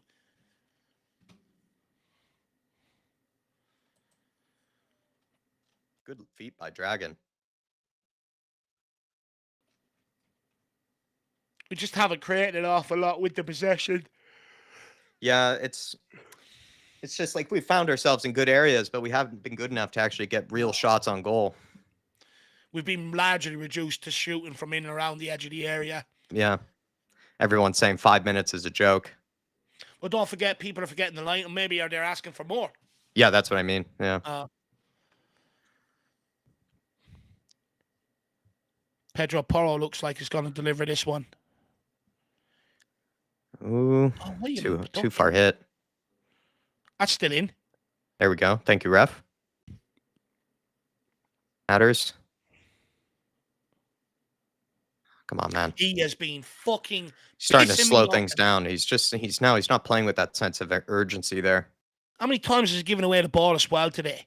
Oh my Lord. Why are we giving it away now in that situation as well? Come on, boys. Oh, that's poor. That's poor.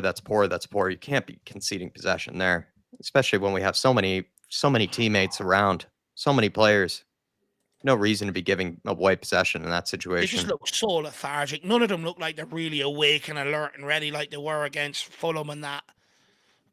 They all look a little bit off it.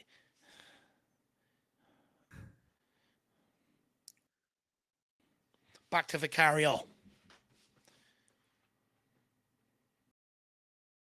His passing out from the back today has been woeful. He's nearly given every single one back to them.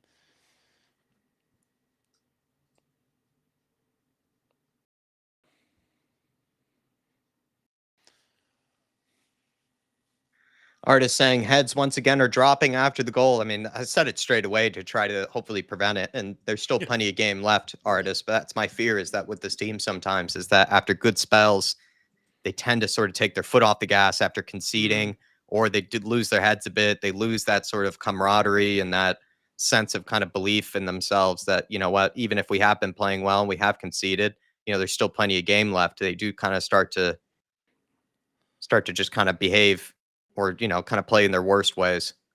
Got to claim that, Vic. Just seems a little bit different from last year, because if I'm correct, we're one of the teams that picked up one of the most points from losing positions. That's fair. You know, and a lot of that was to do with the start of the season. On that 10-game run, we went behind an awful lot, but came back. But just seems like now, the minute we go 1-0 down, they lose belief in everything that they're doing. They lose belief in the system, and they're almost like they're resigned to losing. Yeah. Sonny in behind for Matters. He's all over by Dan Byrne, and it's definitely a foul. Definitely a free kick there. Thank you, ref. No? Fair enough. I don't think there was. Mm. I just transfer my arm there, Jacko. Oh, come on. No reason. Matt, it's not even like you were really kicked that hard, though, man. It's not like you need to be rolling around on the floor for it. Doesn't even know what to grab. I have to He's call got it. stepped on a little bit. He's got stepped on, but it's really, again. Is he not given a free kick? It's deserved. I'm sick of him rolling around. If he's not been given a free kick there, man, why are you also then rolling around on the floor like that? That's the thing. I'm sick of him. Oh, that's infuriating. It is. This is something I highlighted a few weeks ago with him. He just rolls around, destroys everything. Now, what was the purpose of that? We had 1 minute left to go to try and get a ball into the box and go and try and get an equaliser. But we had to waste that minute watching James Maddison fucking roll around on the ground like a dickhead. I'm sick of him. Muppet. And there's halftime. Well, just a moment of lapse of concentration, really. You could say that Newcastle, maybe the first 10, 15 minutes, were threatening a bit better than we were. But then Spurs started to take control after the referee had that little injury. And we looked like we could have maybe taken advantage of that bit of spell of play, but we didn't. And we switched off from that throw in. They have looked dangerous from set pieces, Newcastle. We've dealt with some of them well, dealt with some of them not very well. It's been a very mixed bag from Spurs, where there are some periods where, yes, you would compliment them, but this is a much more difficult opponent. This is a far more capable outfit, and they will put away chances more than maybe some other teams will, and they have done. I think it's a great goal from Harvey Barnes, but it's disappointing to see us switch off like that after we did have a good spell of play where Newcastle were put under pressure by us. And it's just, once again, we concede a bit against, I wouldn't even say it was against the run of play. I think both teams were kind of threatening each other to a degree, and just, that's kind of when two big teams, two very capable sides come up against each other. You can't really switch off like that. You will get punished. And we did.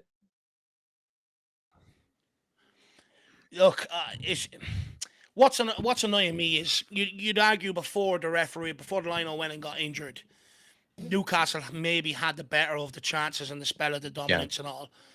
Then we got back into the game after the referee, after the Lionel pulled his leg, and we just didn't really make that dominance pay. But when you look back at the whole half, what real clear-cut chance have we created? We haven't. Anytime the ball's got out to Sonny, he looks threatening, but he's not skinning his man. Anytime the ball gets over to Udebert, looks threatening, but not too much coming off the end of it. Kulu, I don't know how many times he's given away the ball in that half. Vicario, we knew the game plan today. Bypass that Newcastle press. Vicario will have to go a bit longer. Can anyone tell me what he was working on during the week? Because every single one has gone straight back to a Newcastle player. Hasn't gone anywhere near any of our players. In midfield, just before the goal, we were switching off. We got sloppy. A couple of stupid passes into areas that should never have been made. And then from the set piece, Tottenham switch off. And this is where I always keep talking about the vocal leaders. If you've got a vocal leader on that football pitch, he doesn't allow people to switch off. And Newcastle pulled their pants down. They knew we switched off. Quick throw, straight down, ball in the box, bang in the back of the net. We're not learning our lessons, in terms of when we have the dominance to be able to take full advantage of that. But what really annoys me, and where I think it's a big shame, is we've done such good work to stay in this game, up to 30-odd minutes, to try and get a foothold in this game where we haven't in the last 2 years up there, with the games being over after 20 minutes. And then it's just that one lapse in concentration, the only real lapse we've had this half, and we've been punished. And that's what really pisses me off. Maddison is really annoying me today. Every time he's touched the ball, he's giving it away. He's creating stupid passes. One, he was sitting in CDM, tried to thread it through the middle, straight to a Newcastle player. And another one, he tries to just put it aimlessly across the middle, and Newcastle nearly broke. And that's not the only few that he's given. He's given away so many. And not only that, 1 minute to half-time, and the guy's rolling around on the ground screaming for a free kick, rather than actually trying to go and create a goal. I'm sorry, that's an absolute pretender. I'm not doing this anymore with Tottenham players coming here. If you're not going to stand up, man up, and put in the performance we need today, your vice captain, by the way, give that jersey back and don't bother donning it anymore. It's really annoying me. I'm sick of turning up to these games and being turned over by stupid mistakes and people wilting under the pressure. And that's exactly what James Maddison done there. Doesn't like the physical contact. I'm sorry. Newsflash, and I don't think it should be news to them right now at half-time. But to go to Newcastle away, you have to expect the physical battle and to try and come out on top of that so you can go and win that game. Now, By no means is this game over. Let's get that straight. We are still in this game. We've seen last year we can turn performances around like that and look like a complete different team in the second half. Let's see if we can do that, because for me, Yeah. with this fixture being at half one today, it looks like the players are all a little bit lethargic, maybe a little bit off it, and not quite at the races. Going into the second half would be when they're usually playing at the time that they usually play at on the weekend. So you might see a much better performance in terms of a lot more energy in the bodies and stuff. Let's wait and see. But the warning signs are there. If they don't go at this in the second half, the right mentality, another hiding's on the way. Yeah, I think there was just good spells from Spurs and kind of good spells from every player at one point. I would say Madison at one part in the kind of the early stages after that referee injury, he looked good and then he started to fade away. But then I would say the same of kind of a lot of the players, to be honest. They kind of did start to kind of play a bit within themselves or starting to show kind of maybe some of their worser tendencies or habits. And I think you could say that about a lot of the players kind of just in general. And it's just hard to see us be punished yet again in that sort of manner and from that set piece, just everyone switching off. And the goal that we conceded is probably more on the defense and kind of more on the players that were in and around that penalty area during that one situation there. And it's just really poor to see Spurs concede like that, especially after what was a good spell of play. Donovan Osterreicher celebrating 23 months. You madman. Thank you so much for the support. Nearly 2 years at this stage. Saying pressing and force the high ball. We can win the ball back with Kuti and Radu in the aerial dominance area. We need to recycle possession, though, and we need to start moving the ball a bit faster. I think that's what maybe we at first were doing in certain periods, right? Again, I think we'll sort of look at this game in a few different ways, kind of in terms of spells or time periods. In the first 15 minutes or so, when kind of before the referee injury, I'd say Newcastle looked like the better team, Donovan. I think we were trying, to build out from the back, but they were winning the ball high up. They were causing us problems. You're kind of giving it away in bad areas. But then after that referee injury, it looked like kind of Spurs were taking a bit of the onus back, taking a bit of control back. We were pressing high. I think we were actually doing a much better job trying to build out from under that pressure. And I think we were causing Newcastle problems. And then towards the end there, we just ended up conceding a bad goal. And I think Spurs, they probably just didn't need to do that to themselves and make their job a lot harder. I think it's okay to lose kind of, some sort of bits of, kind of control. It's a good team. It's a good side. It's away from home. It's, an area that we haven't done well in the past. But to kind of lose sort of control like that, from that set piece and end up kind of, making life harder for ourselves, I think it just wasn't necessary. And it's just going to make the job a lot harder. It's still not over, though. And I think I agree with you. Just need to start kind of playing a bit faster and not dawdle on the ball as much, because there was at one point, after the goal we conceded, where there was kind of that tendency for players to stand around, expect someone else to kind of do something for them. And we need to start working harder for each other. And thank you for the 2 years of support as well, Donovan Osterreicher. And best of luck in your, I think it's not even your trial. I think it's your game, First right? I game. think you were playing UBC. And if that hasn't happened already, I hope you had a good performance. I hope you played well. And hopefully it was a good result for you. And even if, it didn't go according to plan, I hope you at least had a good day out over in Vancouver as well, my man. Really appreciate you, Donovan. Martin Knightsbridge saying Bergvall for Matters and Sonny up top switch the wingers. Bergvall probably will get some sort of minutes at some period, especially if Matters does start to tire. We know that he's a guy that kind of probably plays his best for around 60-ish minutes. And then I do think he's kind of starts to fade away a little bit in terms of either stamina or just sort of kind of fitness, or just kind of as a guy that, I don't think can really run the whole 90 minutes at this sort of tempo, maybe like some others can. Bentoncourt wouldn't be a bad player to bring in either, I think, Martin Knightsbridge, because we know he's dangerous from set pieces. We also know he's good defending set pieces as well as, something that we probably need in that department, because this Newcastle team, you didn't already notice, they got some big boys, in the box, with Lloyd Kelly, Dan Byrne. They also have the likes of, I think, Sean Landstaff isn't, the smallest either. And I'm trying to think, Joe Linton's a big guy as well. So having someone like Bentoncourt could be helpful. We know that Bergvall, though, he's waiting for his chance. He's waiting for his opportunity. Could have come in this game. With Sonny, it's hard to say, right? With Sonny, I just think he's kind of been a bit like Odebear, where it's not really had the best of service. It's not too many times that we've been able to see him get on the ball. But then when he has been on the ball, he's maybe done, his winger maybe once or twice with a nice move and, a nice, moment cutting past him. But maybe some others, he hasn't really, kind of really skinned him as much as we would have liked him to. But there's still time here for one of them to create a goal. We just need to have a bit more service into them. And then once they do get that service, I think we kind of need to see them try to do a bit more with it, with either a good cross or see if they can create a bit of space to get a shot on goal as well. Jerome saying, on a good note, we are only 1-0 down right now. They are playing that annoying back five and just waiting for the counterattack. Same mistake from last season. Very good tactical point from Jerome here, Dave, that we knew that Newcastle, they were going to do a similar game plan. They were going to come out strong, press us high. And for the most part, I think they succeeded in that. We were struggling with that. You mentioned Vicario. Some of his passing up from the back wasn't very convincing. Even some of the other players in the team had some sloppy giveaways in kind of that first 15, 20 minutes. But then once that referee injury happened, it kind of looked like maybe Newcastle or Eddie Howe kind of instructed themselves to kind of start sitting back a bit more, take maybe a bit of the pressure off, because maybe they can't really sustain that sort of pressure for that long. And then we started to take some control and we started to kind of threaten.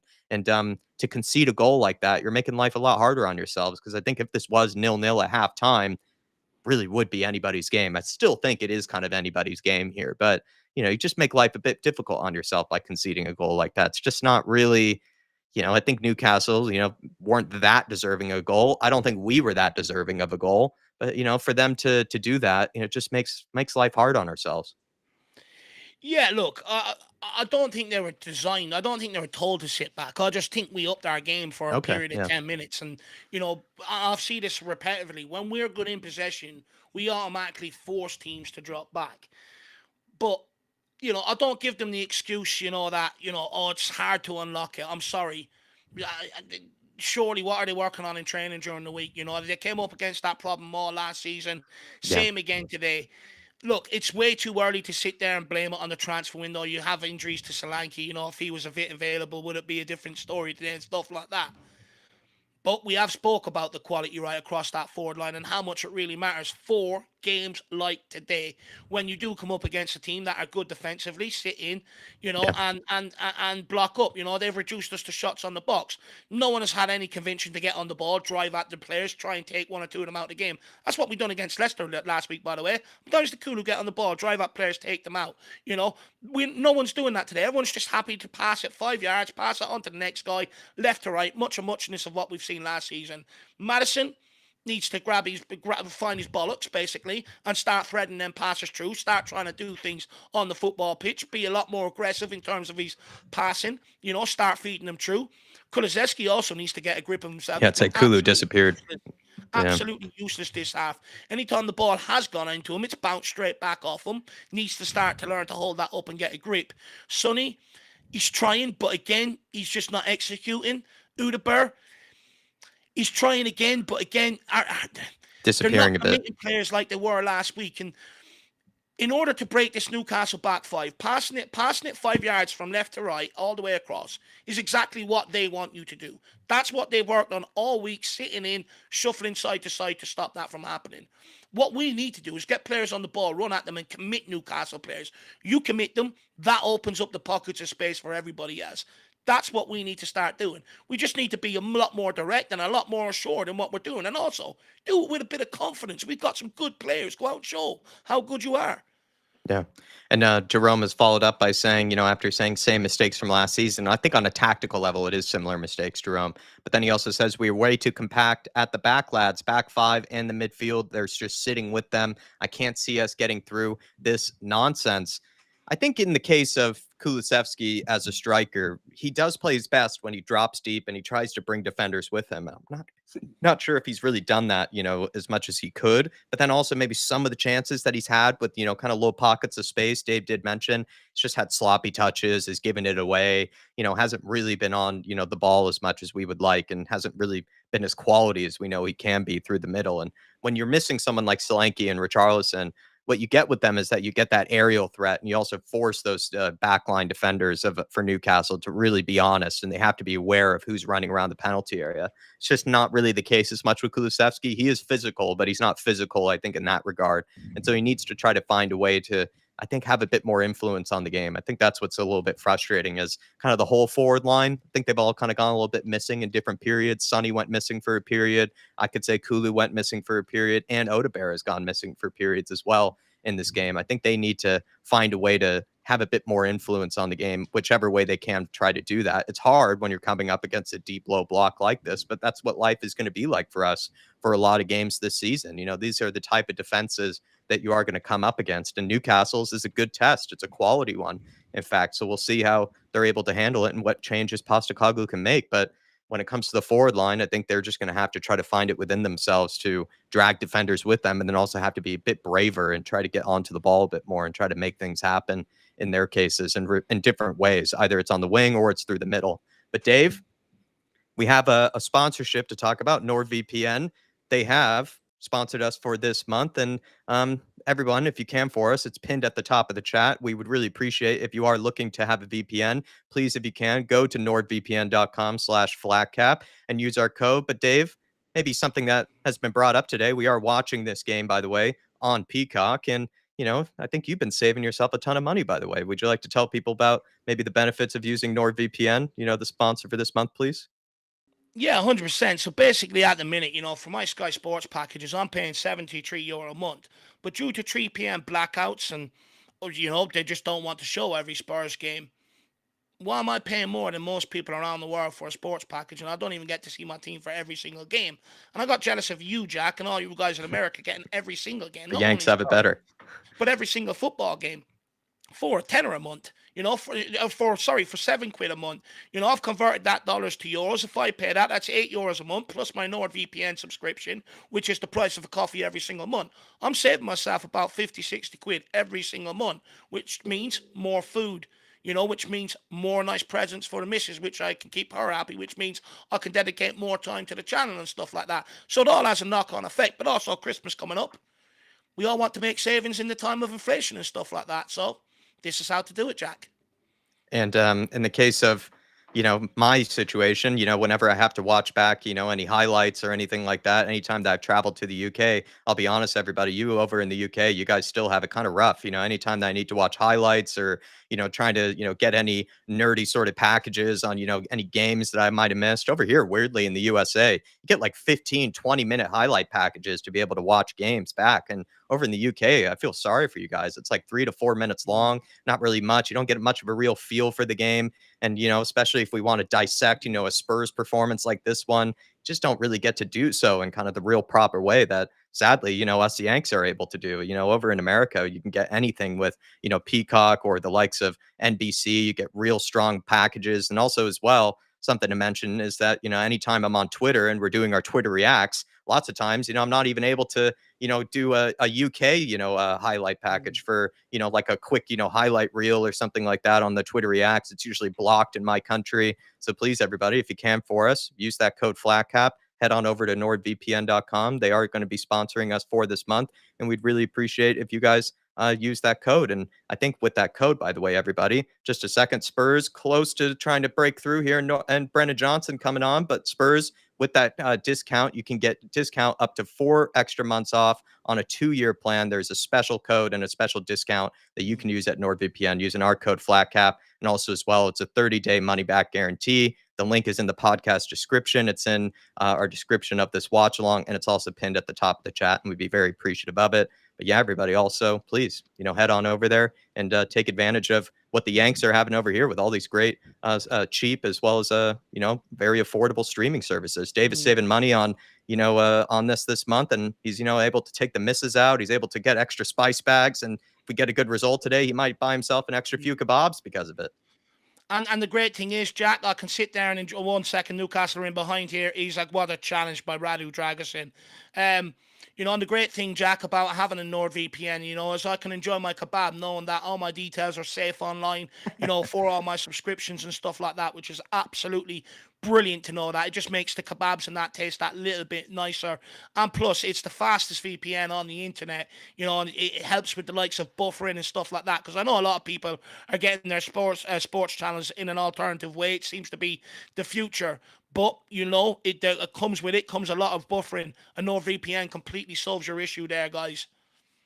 And it's something that we'll continue to bring up throughout the month, everybody. So please, if you can, head on over, use that code, use that discount. Thanks to NordVPN for sponsor us for the month for these watch-alongs and pre-match build-ups. So let's get straight back to the action. Brennan Johnson is on the pitch, by the way. He's going to be the impact sub, hopefully the super sub that some of you have labeled him to be, and that's where his best contributions have come in the past. Donovan Osterreicher with a super sticker as well. He sent in a burger. Come on, big Donovan. We need to grab the burger and hopefully put some magpie into it at the end of it, because we do need to get this equalizer nice and quickly, and we nearly did. Some dangerous moments already for both Newcastle as well as Spurs. But Donovan, like I said, hopefully you had a wonderful time out with your game against the UBC, and maybe you enjoyed your time up in Vancouver, the big city. And would love to see you at some point. You know, if you ever make your way down to Washington State, would love to be able to host you and have a good time with you. I think we're a lot closer than we've ever been before. So Donovan, appreciate you, man. And like I said to you before, you're looking good, man. You're looking very fit with all the workouts and stuff that you're doing. You're looking like a proper DM, a proper defensive midfielder.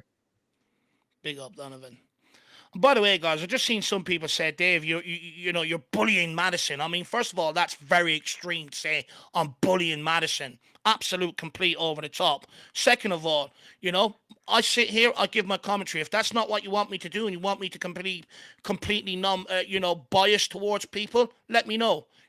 But I'll just walk away from YouTube at that point. I'm not going to do it. I'll always call it and see it how I see it. Last of all, anyone that says I'm biased towards Madison, I call English bias towards Madison. You will not call him out for some of the stuff that he does completely wrong because he's from England and you want him to do well, which I completely understand, by the way. However, I don't have that bias towards him, and I'll call it as I see it. Speaking of the Madison, on the ball here. Bullying a player. Imagine, that's absolutely fucking ridiculous comment. Oh, it's a poor giveaway from Basuma. Thank you, referee, for not blowing it up there. Because whoever that was, I think that was Udogie. That was a silly foul from Udogie when it was cleared away by Basuma. Sonny on the ball here. Finds Kulusevski. Pedro Porro. Brennan Johnson. Matters. Needs to run off of the ball here. Finds Pedro. Dan Burn has to clear it away. So far, some dangerous moments from both teams. Need to grab an equalizer sooner rather than later so that Newcastle don't go on and push for a second. Big time. Pedro Porro with the throw-in down our right side. Dragon dropping deep for it. Basuma.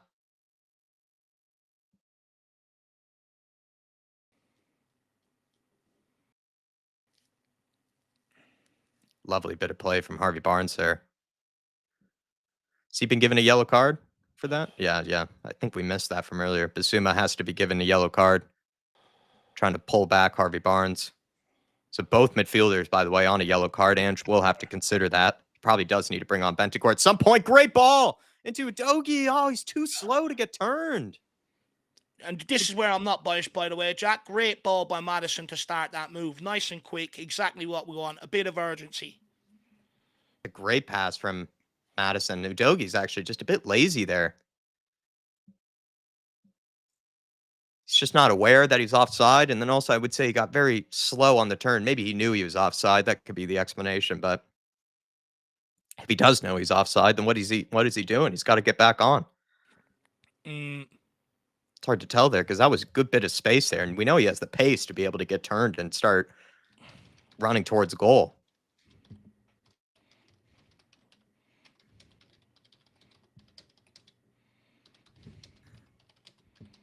But yeah, with 2 yellow cards in the midfield, I do think Ange will have to think about an earlier substitution for the midfield. He's already made one, though, no? He's made a substitution for Brennan Johnson. He's taken off Odebear. Where's Papa Matasar? Well, he's still. I don't see Sarr out there. I think Sarr's in there, unless I'm mistaken. No, Sarr's come off. Is he? I don't see him. Still see Madison on. I still see Basuma. I'm trying to find. Oh, Odebear is still on the pitch, so maybe he's gone for extra forwards and he's dropped Kulu back. Sarr's come off then, or Kulu's Sorry, gone everyone. back. Yeah. Interesting change by Postecoglou. He's basically just thrown on more forwards without taking off a midfielder. So you're right. Kulu then will probably drop back into the midfield, and then you've got Odebear back out the left, Son through the middle, and Johnson through the right. Yeah, so he's taken off Sarr, 4 extra attackers. See if it pays off for him. With Sonny then through the middle, Johnson on the right, and then Odebear out wide on the left. There's Paul Mitchell. Former Spurs DOF.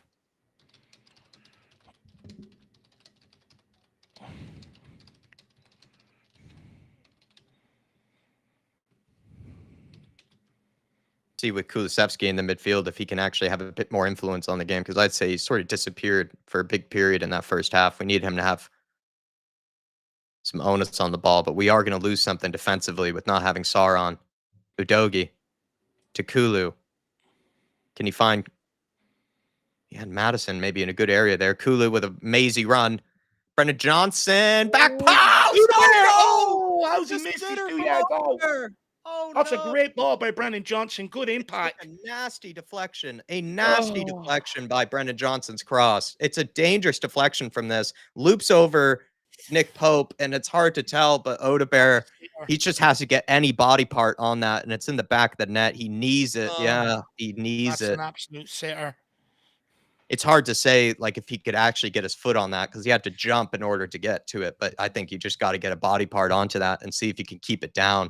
And he practically kneed it over the bar. It's poor from Odebear. Big sitter.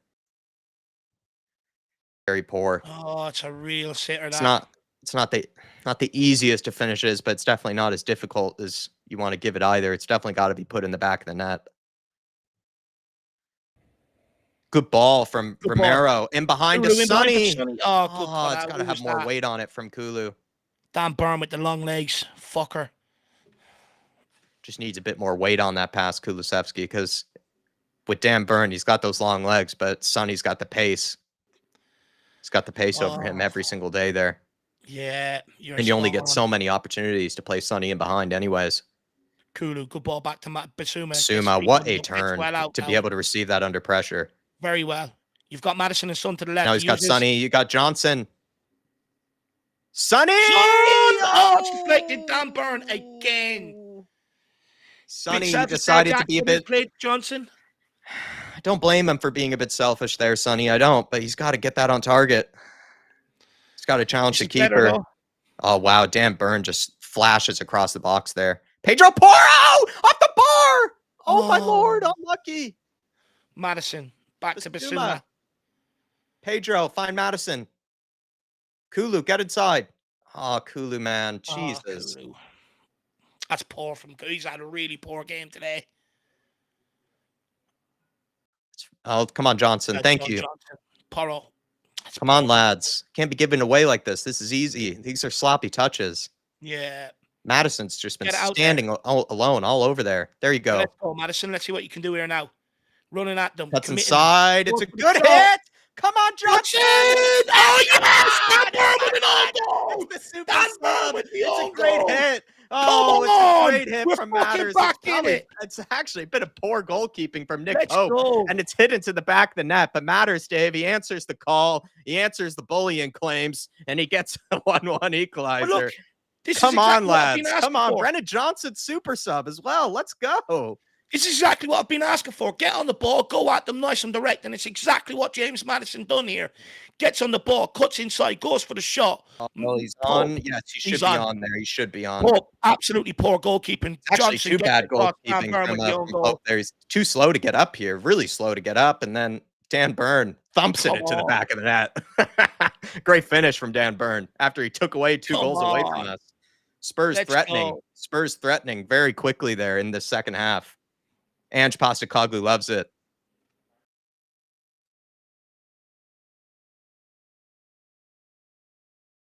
Kulu here. Out for a corner, it should be. There we are. Spurs putting on the pressure. Donovan Osterreicher with the super chat saying, thanks, lads. Started as a center back in the game. I played 75 minutes, and we got a 2-0 win. Jack, we got to link up. You can catch up. You can catch one of my league matches if you want. Dude, that sounds like a fun day out, actually. I would love to go up to Canada and check you out. Or if you end up, coming down and playing a team in the States, Donovan. Just a moment here. Top of the box. Pedro Porro. This is his range. Someone get onto it. Oh, that sounds like a ton of fun, Donovan. You're giving me great ideas. Give a bit of housery to the referee. Anytime you make a challenge, I'll be saying, that's my center back. Seeing the Harris Army, seeing the Flat Cap Army represented as well in a game, that would be lovely to see. Madison finds Udogi. Oh, Sonny, that's a penalty. Oh. That. Well done, Matters. Cuts inside. Sonny, can he get turned here? That's a referee. That's a foul. Thank you, sir. Another yellow card. Bruno Guimaraes, how has he not gotten a yellow card at this point? That's absurd. Some of the challenges that these midfielders have been. I mean, I think all three of their midfielders are on a yellow now. Have to be. They're getting rattled now. Don't let him talk to you like that, Rob Jones. Don't let him talk to you like that. That's a bad that's challenge. Nasty. That's what I mean, Dave. I think Bruno Guimaraes, she gets away with some of these. It's a bit nasty. That's a bad one. That is a bad one on Madison there. I think he trotted over his shin, not even his ankle. But Jonathan, thank you so much, man, for the support. And I'm glad you got 75 minutes in and you got a 2-0 win. You got a clean sheet. Sleeping in clean sheets that night. Nice. That's a good feeling. Not something that Spurs get to feel very often.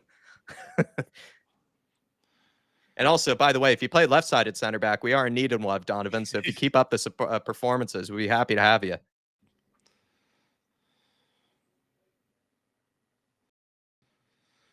wonder will he have a shot here? Who's standing over at Madison and Porro? One of them. I wonder will they have a shot? Centrally, not a bad distance out. They can go either side, really, if they get the right power on it. The right connection here. Looks like Madison is going to be the one to step up and take this. If Rob Jones gets out his bloody way, standing on the ball line where he has to run up. I bet Porro take it, to be honest. I think Madison got his fair one last time. Pedro! Oh, unlucky. You have. I just think Madison and Porro, they're both capable free kick takers, but we haven't seen them really have like a real worldie of a free kick, either of them, you know? But we both know they're capable of it. I've seen so many worldies from Madison in the past from free kicks, and Porro, we know from his times at Sporting, he's banged in some. Pope is really struggling. He's having a lay down or a lie down. Must have had some of Dave's roast dinner last night. He's not feeling too well. He's feeling a little too full. Looks like Jacob Murphy is coming on. Not sure for who, because he's definitely not a goalkeeper. It's great spell, though, from Spurs. And like we tried to say, you know, only 1-0 down. And to be honest, the goal that we conceded was from a poor bit of defending from Spurs. And we just didn't need to do that to ourselves. But all we needed to do is just keep our heads, keep the pressure on, and actually did need to do what we just did there, which is come out quickly, come out fast. And I think even Donovan mentioned it earlier, play the ball a bit faster to each other, move for each other more. And I think we have gotten a deserved equalizer. And actually, they were very lucky on a couple of instances there, right? I mean, there was one point where Nick Pope was scrambling around his own goal. We saved it off of the bar as well. Like, there were a couple of chances there that should have gone in the back of the net. Johnson with it went in the back of the net. I'm not even sure if that counts as a goal for him, unfortunately. Shawnee, the roast dinner was absolutely special, lad. Really special. Really special. Really enjoyed it. I had broccoli, carrots, swede, mash, roast potatoes, Yorkshire pudding, stuffing, cabbage, and bacon. It was lovely. All made by myself. So proud of myself. I'll show Jack. I'll send a picture into the group chat later on. Well done, Radu. He's taken. Joe Linton down. Got a lot of tape on the back there. I wonder if he's nursing some sort of injury. People say I'm making them hungry.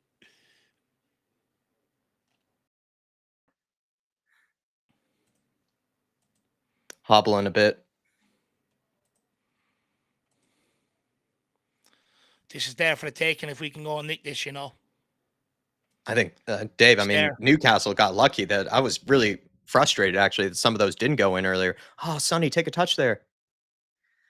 I think that was intended for Sonny. We got so unlucky that we didn't score on a couple of those occasions, but I'm glad that it did go in the back of the net. But this is much better second half, and this is what we're talking about at halftime. We have the capabilities to come out and be a much different team. Pedro? Oh, We're just also need getting one. maybe with just having more attackers on, it's more risky, but we also have more guys technically willing to make runs into the box Yeah, because you got true. Kulusevski making runs into the box. You have technically more players for Madison to try to find in the penalty area. Pedro Porro is going to have a bit more time and space on the ball. And Johnson, what we know Johnson does, he likes hugging that touch line, so he's keeping guys like Lloyd Kelly honest. Oh, good play from Johnson. Oh, Great play. go on, kid. Can he Pulls find it? it Oh, back, Sonny, get a Sonny. On. touch. He's been so poor today, lad. It's Everything two he's just times doing now. off the Oh, yes. Come miscontrolling on and now. stuff. Come Madison on picks it now, up. Matters.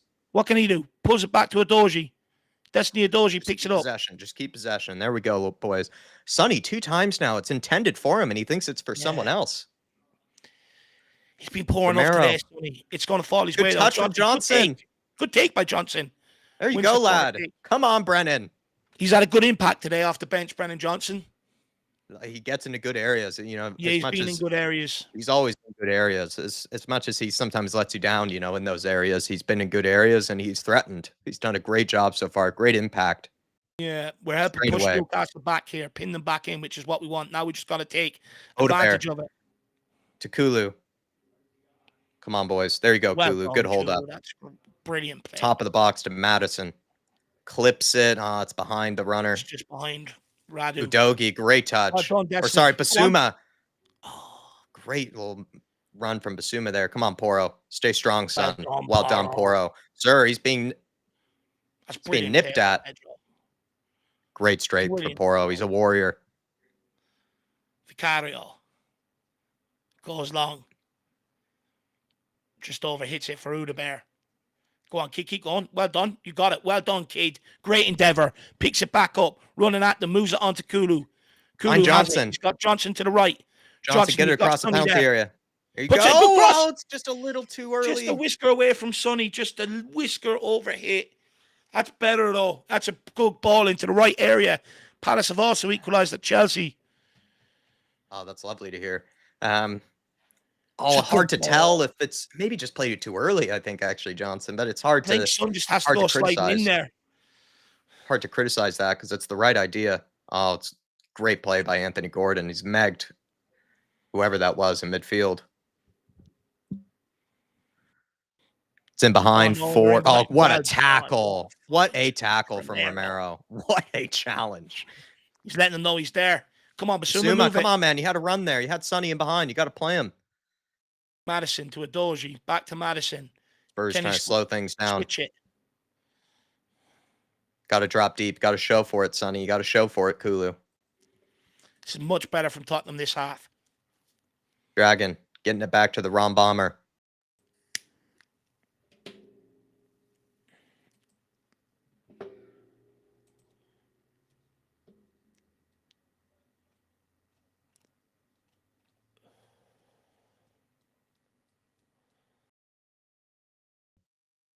Anthony Gordon out in the wide areas.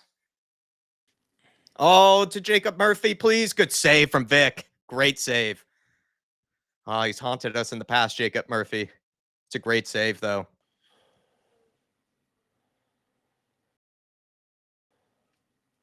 We need Bentancur on to rejuvenate the midfield, says Donovan. I can agree with that.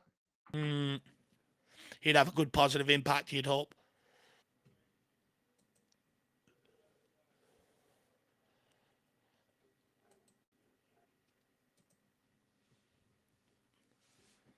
Newcastle with the in-swinger. Can we deal with this? Be ashamed to concede here now. Well done, Basuma. Clearance from Basuma. Go on. Go on, Porro. Can you get there? Unlucky. That's it, Sonny. You got rewards for it last week. Go on, kid. Porro. We're starting to gain a little bit of control here. It's good to see. In behind for Kulu. Looking assured. A little bit of assurance. Kulu in behind. Can Kulu find someone? Does find Pedro Porro. Madison back to Kulusevski. Just need a little clip ball in here. It's just not really. It's the right idea, but it's overhit. Or not even overhit. It's just not well placed into Brennan Johnson there. Is that a foul for yellow card for Madison? Got two midfielders on yellow cards now. Yeah, retribution on Gameres there.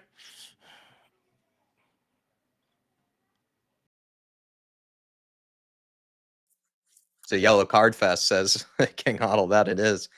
Tonali and Hall coming on. Wonder where young Hall will go in and play. That'll be a weakness we can exploit. Tonali coming off for Longstaff, or Longstaff coming off for Tonali, should I say. Wonder if he fancies a bet on himself to win this. Well, they say he's a rejuvenated player. Well, if he wasn't rejuvenated, he would still be banned. But who did Hall come on for? Kelly. Go and exploit him. Hall probably more forward-minded, but Kelly a far better defender. Yeah. Just get Johnson sprinting at him. That's where we can go and get this winner down that side.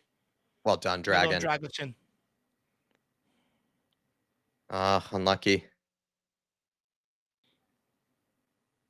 Looked like a handball from Jacob Murphy.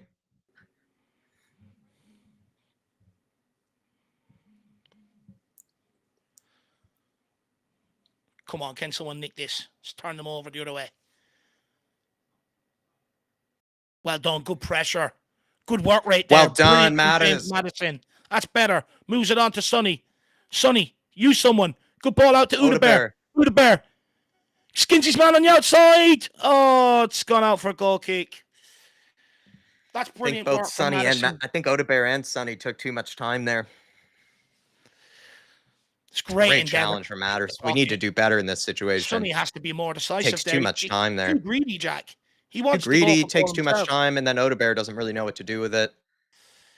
It's kind of poor from both of them, I'll be honest. I think also he probably did have Brendan Johnson there. That might have been the better option, Sonny. Because Johnson can just quickly get it, if he can, get it onto his right foot and just smash it. He's just got to move it out to one of them and make a movement to receive it back. Oh, God. Udebear! No, I can't. Oh, man, you got to get that on target. How has this kid not scored today? It's been poor in front of goal from him, to be brutally honest today. Been poor shooting from him. Great pressure from Sonny. You just got to feed him back. You just got to play Sonny back in there. It's poor decision-making as well. He's been really poor in front of goal today, Udebear. Kulu. He's got to get that on target. Yeah. Most of his shots have been off target today. Yeah, they've just been blocked. Dragusin! Oh! He had to get it from range. Oh. It's hard to get. He needs to get it on target, but it is hard to actually score from that distance, especially backtracking like that. It's a good idea, actually. It goes for the near post. Not as miscued of a header as it looked, actually. He's actually did okay there. It's just... Martin Icebridge says, looks like BJ had a bit of that hawk to it today. Yeah, sorry, Martin. I was going to get to that, but... Appreciate it, Martin. Oh, Kulu, man. Again, another one not being quite at it today in terms of decisive decision-making in the final third. Referee's giving a foul. Basuma, though, you got to be smart, man. You're on a yellow. You have to be smart, Basuma. And I'd say, again, you got to think about subs here. Got to think about Bentancur. That's poor from Basuma. You got to be careful, man. I think that just might make him make that substitution, Jack. Or does he bring off Kulu and bring on Bentancur either? A lot of people are commenting about, I think, Brendan Johnson's haircut, Martin Knightsbridge. So maybe he is a man fresh on confidence. Sometimes you just need a new hairline. Sometimes you just need a nice little fade. He loves coming off the bench. That's what it is. He's back to his familiar position. He loves it. He realized he was going to be on the bench this game, and he knew he was going to be back at his best. Win that. Don Johnson. There you go, well Dragon. Done, overhit, gone out for a throw in. Come on, Tottenham. This is there for us. Let's go and nick this. Anthony Gordon. Well, Don Johnson, he picked his pocket. Go, kid. You've got him. Go, well yes, done. Man. Go on, kid. Come on, You've got Simi in the middle. Keep going. Go towards goal. What is he doing? Take your space. Take your space. He's fucked it up. He's just got to go direct towards goal. Bring the man selfish. Actually, if, Sonny's been selfish on a couple of occasions, I would be selfish myself there in this situation. Take it all the way, man. It's just some poor touches, takes it away from goal. He's got to go more towards goal with that. Oh, and he gets it through Kraft's legs. Oh, it's He's nearly another own screwed goal. that. Oh, it's good pressure from Spurs, and Johnson picking Anthony Gordon's pocket there.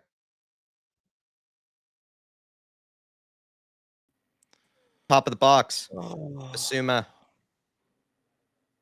It's just not been great execution in the final third recently. And Spurs, this is our tendency. We need to actually take advantage of these, man. Yeah, These are good situations. But the fact that we haven't even really challenged Pope from any of these either, it's just poor. Yeah. Timo Weenie's on. I say that's Odegaard off. Yeah, I think he faded today. And with Odegaard, it's hard to say. It's a very mixed bag from him, but I'd say mostly an underwhelming performance because he had some good areas where he should have been able to challenge the keeper with a shot on target, and it just kept getting blocked. Yeah. And then also he missed the sitter, and he did miss the sitter. Every shot he did get off has not been on target, most of them as well. Been very poor in the final third from him today in terms of execution, Odegaard. I agree with Doctor's comment. The pressing has been a 10. The finishing has been a 0 in the recent minutes. I'd agree. Yeah. Can't fault the effort of Spurs. You can't at all. You cannot fault the effort, but you have to criticize maybe the execution. Porro with the delivery. Sonny picks it up. Find someone. Clips it to the back post. Johnson wins it to no one, though. It's okay. Madison!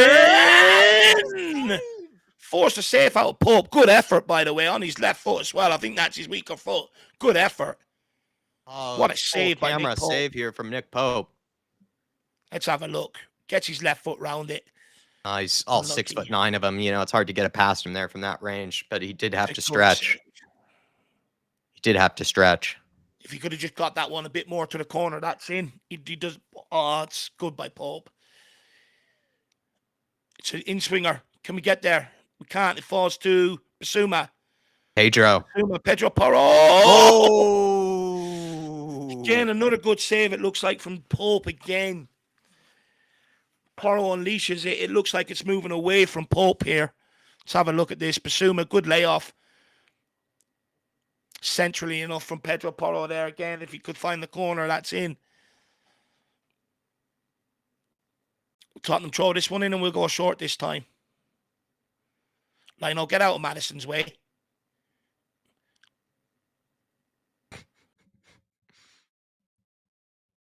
In his way, like. Oh, nearly. Basuma. Give it to Sonny. Sonny, back to Basuma. Top of the box, Kulu. Okay, Pedro. Good shot. Sonny! Johnson! Oh, no! Johnson! First touch, great. Finished on his left foot, just not there. Oh, the finishing has been terrible in the last 15 minutes. How many more has been shocking. I mean, how have we not grabbed 2 goals at this point? You could argue that Spurs in this second half could have scored 2 or 3. We could have scored 2 or 3 very easily in this second half. It's a lovely touch. It just gets under it. He's got to get over the ball. Gets all under it. Oh. Are we ever going to score another one this afternoon? Could just be one of them afternoons. What's frustrating is that there was that period where, Newcastle got so lucky with some of the saves and some of the deflections and everything. But then now it's really more just on Spurs for not burying some of these. At first, I thought we were unlucky, and now I can't really even say that. We just got to bury one of these.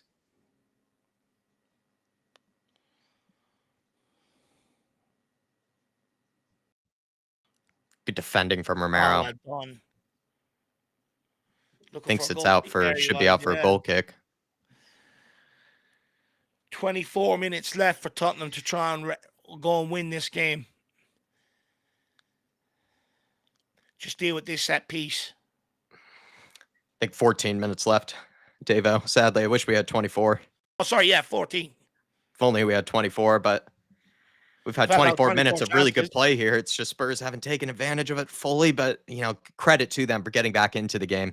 It's just, at this point, I think we're not as unlucky as I thought we were. We just need to bury one of these. It's an outswinger. Well done. Get to a team out. Good block. Well done. And again. Let's There you play. go. Find Timo. Oh, that's when you want to find Timo. Yeah. Oh, he would have had the burners on the burners. Just a bit more composure there. Gordon.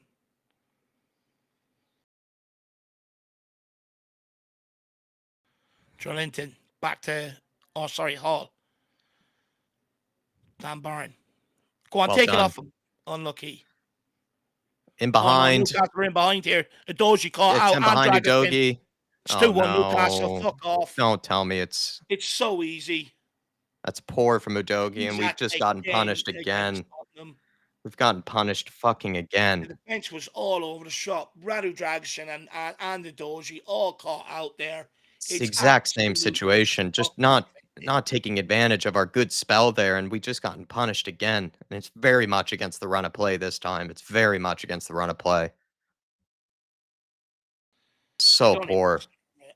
It's really poor from Udogie. It's just too easy as well. It's just way too easy. I don't. Radu Dragusin as well. Where is he? It's hard to see. Radu Dragusin hasn't.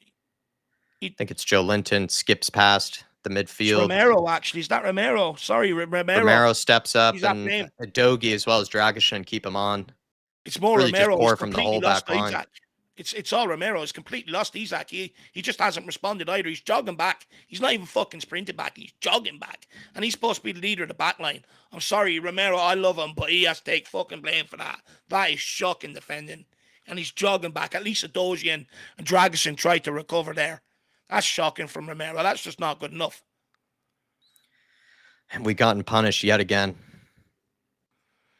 You don't take your chances, you get punished, especially in this system. Oh, that's such a punch in the mouth. Romero switching off. He just loses Isaac altogether. That guy always ruins our day. Let's see how we respond. Try and rescue this. How many Just have to more bury our breakers? chances, though. Like, you just can't do that. You just can't be wasting the chances that we have been. We need You a runner can't. on We the dance floor. usually don't have to. We just can't rely on our defense anyway. But it's just really poor. It's so poor to waste those chances that we did. So annoying, Jack. We could have been out of sight. We could have been out of sight. We could have easily scored 3. Easily could have scored 3 in this half. What We had a sitter from Odebear. We had chances from everyone from Sonny to Odebear, maybe a couple of times in the second half. You also had Johnson's had good chances. Johnson, who's had a great impact. Fair play to him, but he then had a chance. It's Kulu's just been really shit poor all from game. everyone. Really poor from the forward line to not bury one of those chances.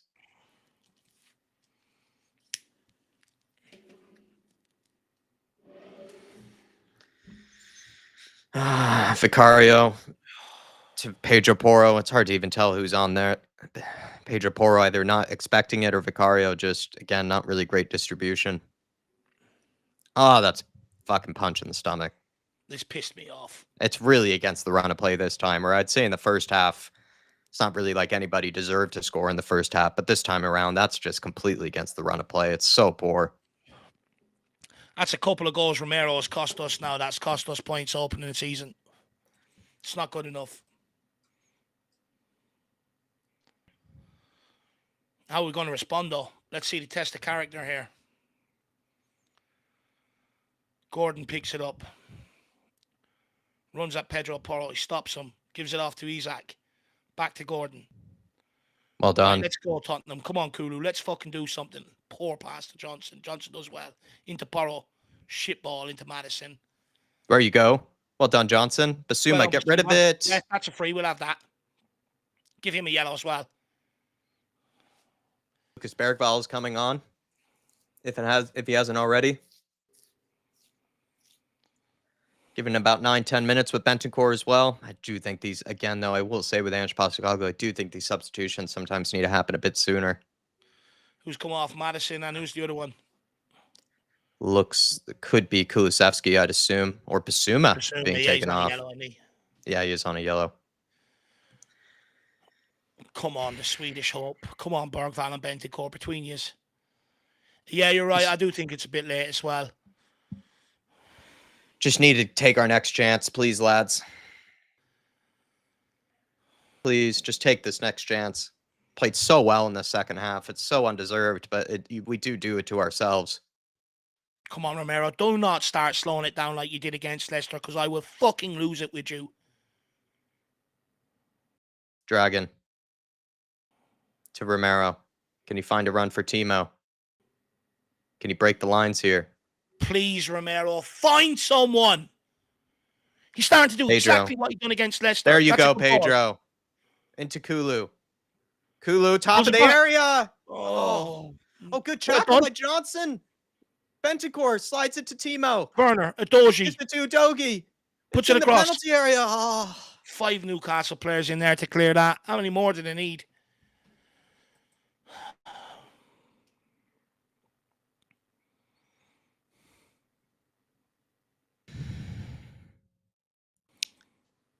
Bergval. You got to play brave here today, kid. Love Switches that. of play. Great ball out to Johnson. Shit ball inside. It's not a good. It's not an easy pass to control there for Pedro Porro. Great tackle from Bentancur. It's an amazing tackle. Oh my lord, ref! No way. Off, referee. No way. Referee Andy's given a yellow card for who? For Bentancur. That's a joke. Oh my lord! How? I guess you're not even allowed to win the ball anymore.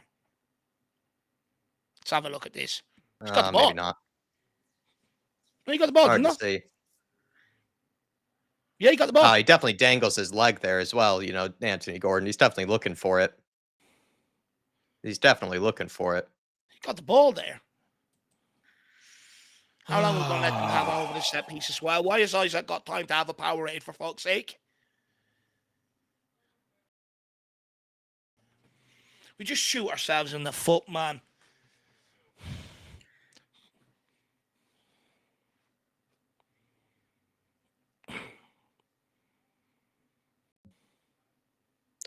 Yeah, it looks like some people are saying he did get the ball and then Gordon did buy it. Tried to sell it. We're sorry. Get out. Well done, Pedro. He's had a good game defensively, Pedro Porro, today. Yeah. Even from set pieces, after the first couple, we got to grips with them fairly quickly. It's just switched off from the throw-in, and then Romero's just gone missing again for that goal like he did at Leicester.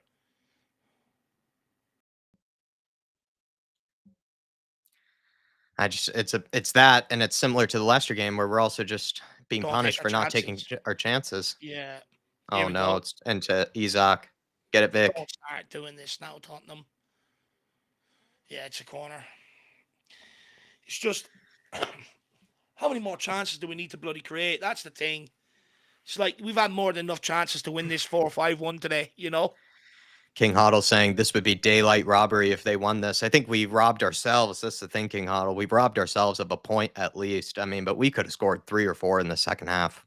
Easily could have scored 3 or 4. And that's not even an exaggeration. Like, I'm talking about clean, clear-cut chances. And one of them being a complete sitter in an open net. We just don't have the clinical players in the final third. We just don't. We didn't do that in the... Come on. Come on, get there. Are you jogging, man? Open up. Back to your keeper. Well done. Right, let's go, Tottenham. 5 minutes to rescue this. Come on. I'm not giving up on this yet. Destiny Adoji. Let's get going forward. Madison back to Adoji. Bergval takes it. On to Romero. Don't you dare slow it down. He does exactly that right now. He's walking. Pedro, into great ball from Romero into Pedro. Cuts inside. Lucas Bergval. Dogi. Out wide to Timo. Not a lot of space for Timo to work with. There you are, into Bentancur.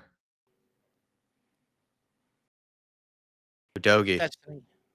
Come on, lads. You need to now just find something. Got to pick your head up. Bentancur. Werner. On the dance floor. Oh. Take it down. Well done, Kulu. Let's go. Let's try and create something here now. Out to Johnson. Johnson doesn't use the overlap. Goes back to Kulu. Kulu with the left foot cross towards Werner. It's cleared. You got to win that again, Kulu. Don't foul. Don't foul. Don't foul. Don't foul. You fucking. That's one thing with Kulusevski's game I do get consistently frustrated with is he's a bit clumsy in these situations. He's just, what are you doing, man? He's gonna go down. He's gonna buy it. He's gonna sell to the free Yeah. kick there, Anthony Gordon.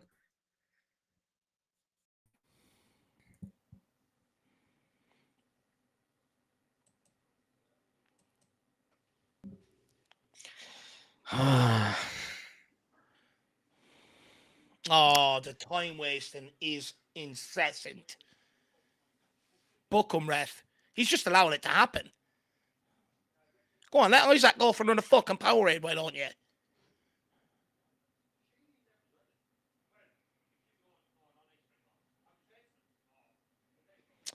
Kulu, man.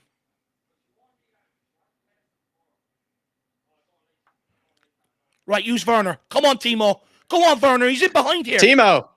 Well done. Gets on the end of it. Can he find someone? Skins his man on the outside. Sure. Ooh, I think he just got the ball. Nearly won a penalty there, Timo. Let's have a look at that. Oh. Hard to tell. Cameraman got a bit shaky there. Yeah, he's got the ball. It's a good challenge. He's had a couple of... Bergvall taking the free kick big, or man. the corner. So lanky.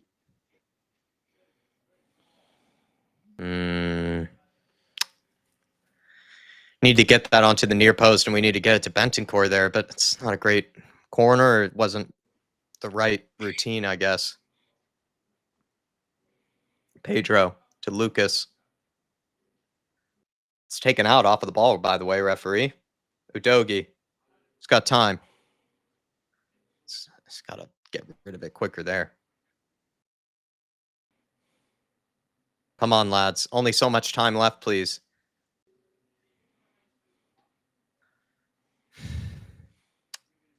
Romero.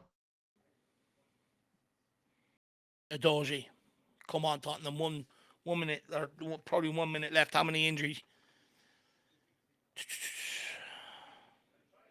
Come on, guys. This is no good. You got to go and try and batten the hatchet now. Batten the door down. Throw balls in there. Pedro. Bergvall. Fuck me, Tottenham. Come on. Romero. Come on, boys. There you are. Oh, wrong option. Touch well done. Who Bentancur. picked that one up? Bentancur. Try to find Bergvall. He's in a good space, but... Don't go back to the keeper, please. Romero. Look at Werner. Bentancur. Oh, shit poor pass. from Bentancur. Not great from Romero, though. I didn't think that was the right pass into Bentancur. He didn't have any options, really, No, Bentancur. Romero's pissing me off. Kulu, please don't foul, man. For fuck's sake, Kulu, dude. You're so clumsy in these situations, How many man. more does he need to give away as well? Why does Kulu do that to us, man? Sometimes he's just so clumsy with these fouls. He's They all get stabbing right. at him. He's like stabbing at him with his leg. What do you expect a referee to do there? I mean, he's just waiting to get a free kick. And do you know what pisses me off? None of them understand. You know, Got all minutes they're gonna left do in as injury well. time, yeah, is time waste. You know what I mean? It's just so naive. It's so naive. That's what happens when you've got a young squad, I suppose. I don't know. That's just a tendency in Kulu's game that just does anger me. Udogi's the same. Udogi gives away such stupid free Yeah. kicks at times. Yeah, they both do. That's a good point. That's another player who does that. Bentancur, sorry, not Bentancur. Someone else gave away a stupid free kick here today as well. It's just needless. Gordon. Pick that up, Vic. Come on now. Right, let's go. Punish them for that now. They gave it straight back to us. No one looking for it. What is going on here? Just get rid of it, Vic. Get turned. Come on, Come Bentancur. on. Pick up your head. Get turned. You be brave, man. Just allowing Newcastle to get everyone back. It's a good ball by Pedro Porro. Behind for Johnson in behind. You've got to do so. Oh, my Lord. Touch. It's a Just shocking terrible touch. Oh, and it's to Fuck no me, one as dude. well. Fucking hell, lad. How many times has he been in great positions today and wasted it? come on, man. Him and Udebur.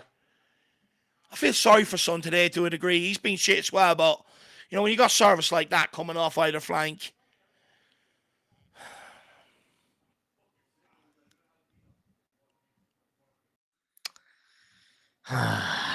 It's another points, more points we've left behind.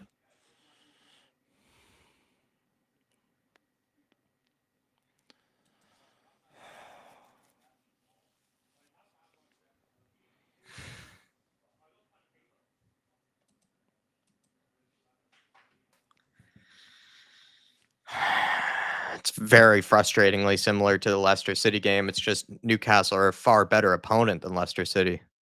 So that's where you think you would learn your lessons. Yeah. Right, let's go. One more attack. Come on. Oh, fuck it. Get onto it, boys. Come on, Kulu. Use it. You got Johnson. Give it to him.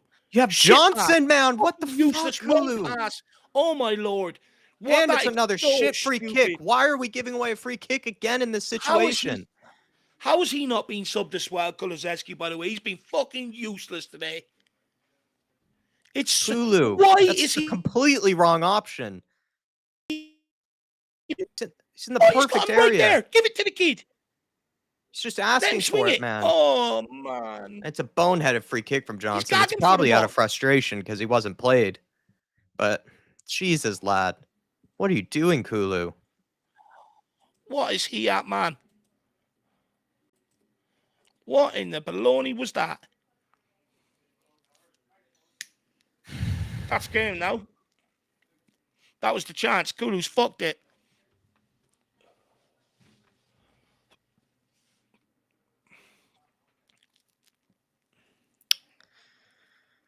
That was such a good opportunity again in such a good area.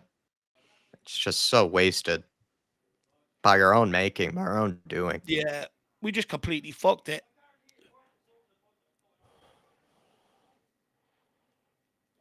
Got to get rid of it. So he hoists it to the one place where nobody is. Why are you going back as well? Got to get it long. launched then. It's a terrible kick from Vicario. He's been shit with his outballs there as well all game. You got to go, Adoji. You got to bloody go. You don't have time to wait for options. Oh, my Lord, please throw the ball. Right, Radu, please. This has to go forward. To no one. It's a fair ball. Got lucky here. Might get one chance here. You got to go on the outside and beat him. Please, boys. Got to get into the penalty area. There you go, Timo. Oh, man. Ref will have that one. Told him to get up. No. Told him to get up. Oh, that looks like that's the game. He kicks this out. He's going to blow it. I'm fuming. 2 defeats away from home, and both of them, I think we robbed ourselves. Shot ourselves in the foot. We robbed ourselves. We robbed ourselves of 3 points. We robbed ourselves of even a point. I mean, it's on both again. It's on both. It's on the defense for that terrible goal conceded from the set piece, from the throw-in, and it's also on Romero on the second occasion again there. But it's just so similar to Leicester City, where it's on the defense for not being able to hold the lead or at least hold the point. But then it's also on just the forward line for not taking their chances. I mean, geez, boys. Do you know it's hard to stomach to see that happen again. And the thing is, it's going to continue to happen all season because we didn't address it properly in the transfer window. We just didn't. Re-signing Werner, look, not his fault today, but, you know, he comes on the forward line. He doesn't have that impact we need. You know, Johnson came off the bench today. Same thing with him. Gets into great positions, but often the final delivery is really poor, underwhelming, wrong option. Udebur today. How many chances did that guy get in front of goal? Even missed one from 2 yards. Not good enough. Sonny, not really involved in the game whatsoever, really, today. Out on the left or up front, to be brutally honest with you. Poor from him, especially as captain. I feel like he went hiding today, even though he's our club captain. You go into Kulusevski, piss poor all game long. Last chance of the game there. Just move it on to Johnson. Let him take one touch, put it across the 6-yard box. He tries a pass that's not even on. It's just shocking from him. James Maddison, better in the second half. First half was hiding. But that back line today, relatively in that second half, they had really not too much to do. And yet Romero just completely loses Isaac, like he did against Leicester with Jamie Vardy, switches off. But you know what hurts me even more, especially with someone like Romero? He jogs back. There's not even any sort of sprint back to try and make up for that mistake. He leaves it to Radu Dragusin and Destiny Adoji to try and sprint back. And because they sprint back, it looks like it's on them. It's not. Go back and watch the goal. Romero completely just lets him wander between him and Adoji. Adoji's also got the winger to worry about, and Romero does absolutely nothing. And then he jogs back. Absolutely shocking. And again, it's more points dropped away from home that we shouldn't have dropped. We left a win here today at Newcastle. Not even a point. We left a win here at Newcastle today. First half, we had the spell of dominance, didn't take our chances, got caught. Same again, rinse and repeat the second half. Got back into the game, had chances to put ourselves in the ascendancy, and got caught sleeping yet again. And not only that, one thing I've seen with Romero at Leicester, when we're trying to chase the game and the guy's completely slowing it down, allowing the whole team to get back, reset. I mean, fuck me. You're supposed to be the club cap, the leader of that back line. Show some urgency, show some bloody urgency. It's just really poor from Tottenham. And again, you're left sitting here wondering about the leadership group, the mentality of the side. It's just really poor, Jack. I'm getting really frustrated with Spurs just shooting themselves in the foot in all these games where we're just not taking chances. And if you don't take chances, you do get burned at this level. And it's not really us being unlucky or anything. I was actually feeling like in the first 10 or 15 minutes, when Spurs were all over Newcastle, that I did feel like we were getting unlucky. Like the shots were going on target. They were making incredible blocks, incredible saves, hitting off the bar. But then we just kept threatening, and we were finding ourselves in some incredible areas. And if we just had better decision making, better composure, just better players, sadly, we should have been able to go on and actually win that game. But this is the thing. It's not really a should have won scenario. I think even Daniel Larson saying, he's tired of hearing we should have won. I think if I understand you correctly, it's that we do this to ourselves, right, Daniel? And that's what's been frustrating is we punish ourselves at the back with, really lapse of concentration, just laziness in the case of the set piece or the throw in. And then also in the case of Romero, like you're saying, with stepping out and not even realizing what's behind him. I'd also say that as well, that Udogie and the others just seem to lose that run in behind. And then we're just toast. We also play that ridiculously high line in that situation. Yeah. So then it does end up costing us. But Spurs, they do this to themselves. It's just like the Leicester City game. There's really no one else to blame but ourselves. Can't blame the referee.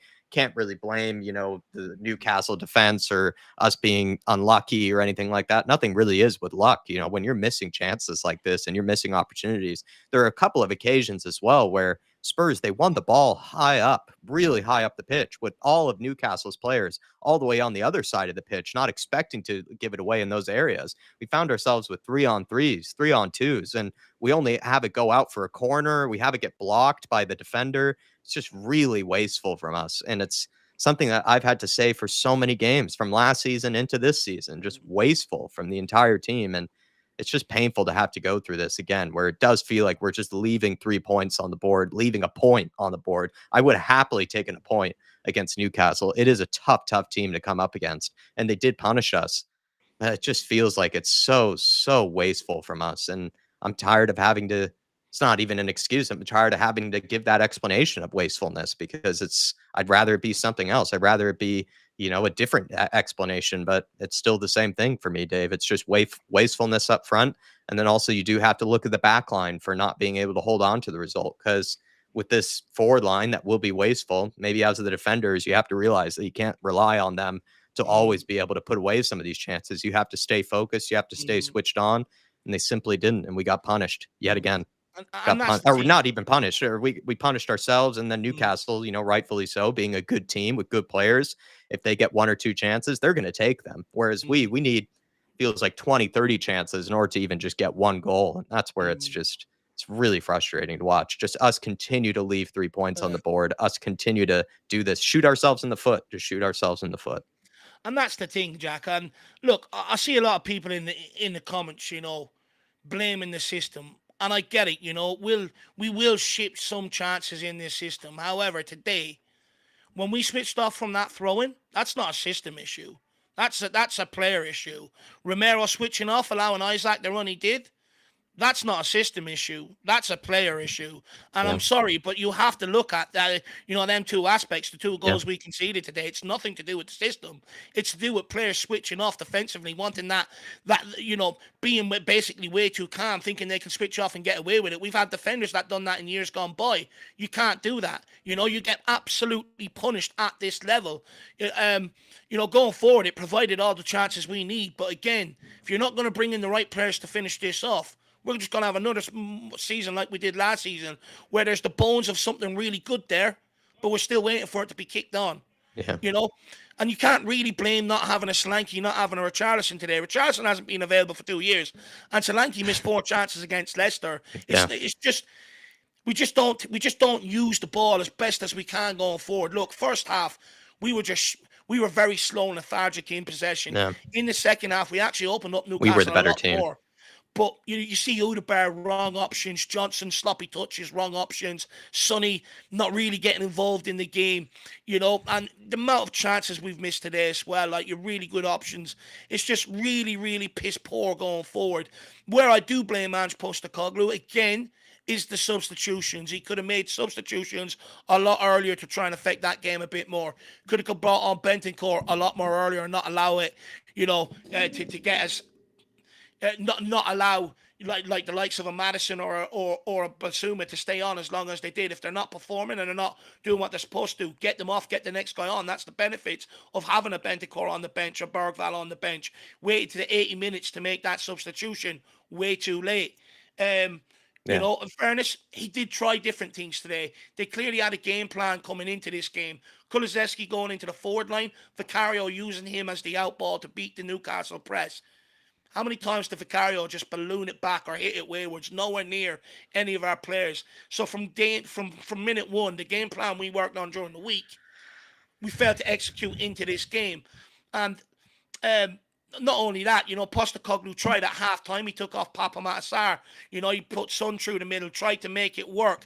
When we looked better, it did work to a degree. But again, if you don't have the right caliber players in the forward line, and this is where I keep saying over the transfer window, we needed to sign that quality, because when you sign that quality, you get that decisiveness that we lack right now in that final third. And look, I'm not going to blame the whole window, because this could improve. Hopefully it gets better. But again, right now, you can only sit there and say it's come back to haunt us, not bringing in the right quality. And like I said, the difference with the quality is the decisiveness. Johnson could very well go on to be a good player. But, we need for the here and now people ready to deliver now, and that decision-making isn't at that standard.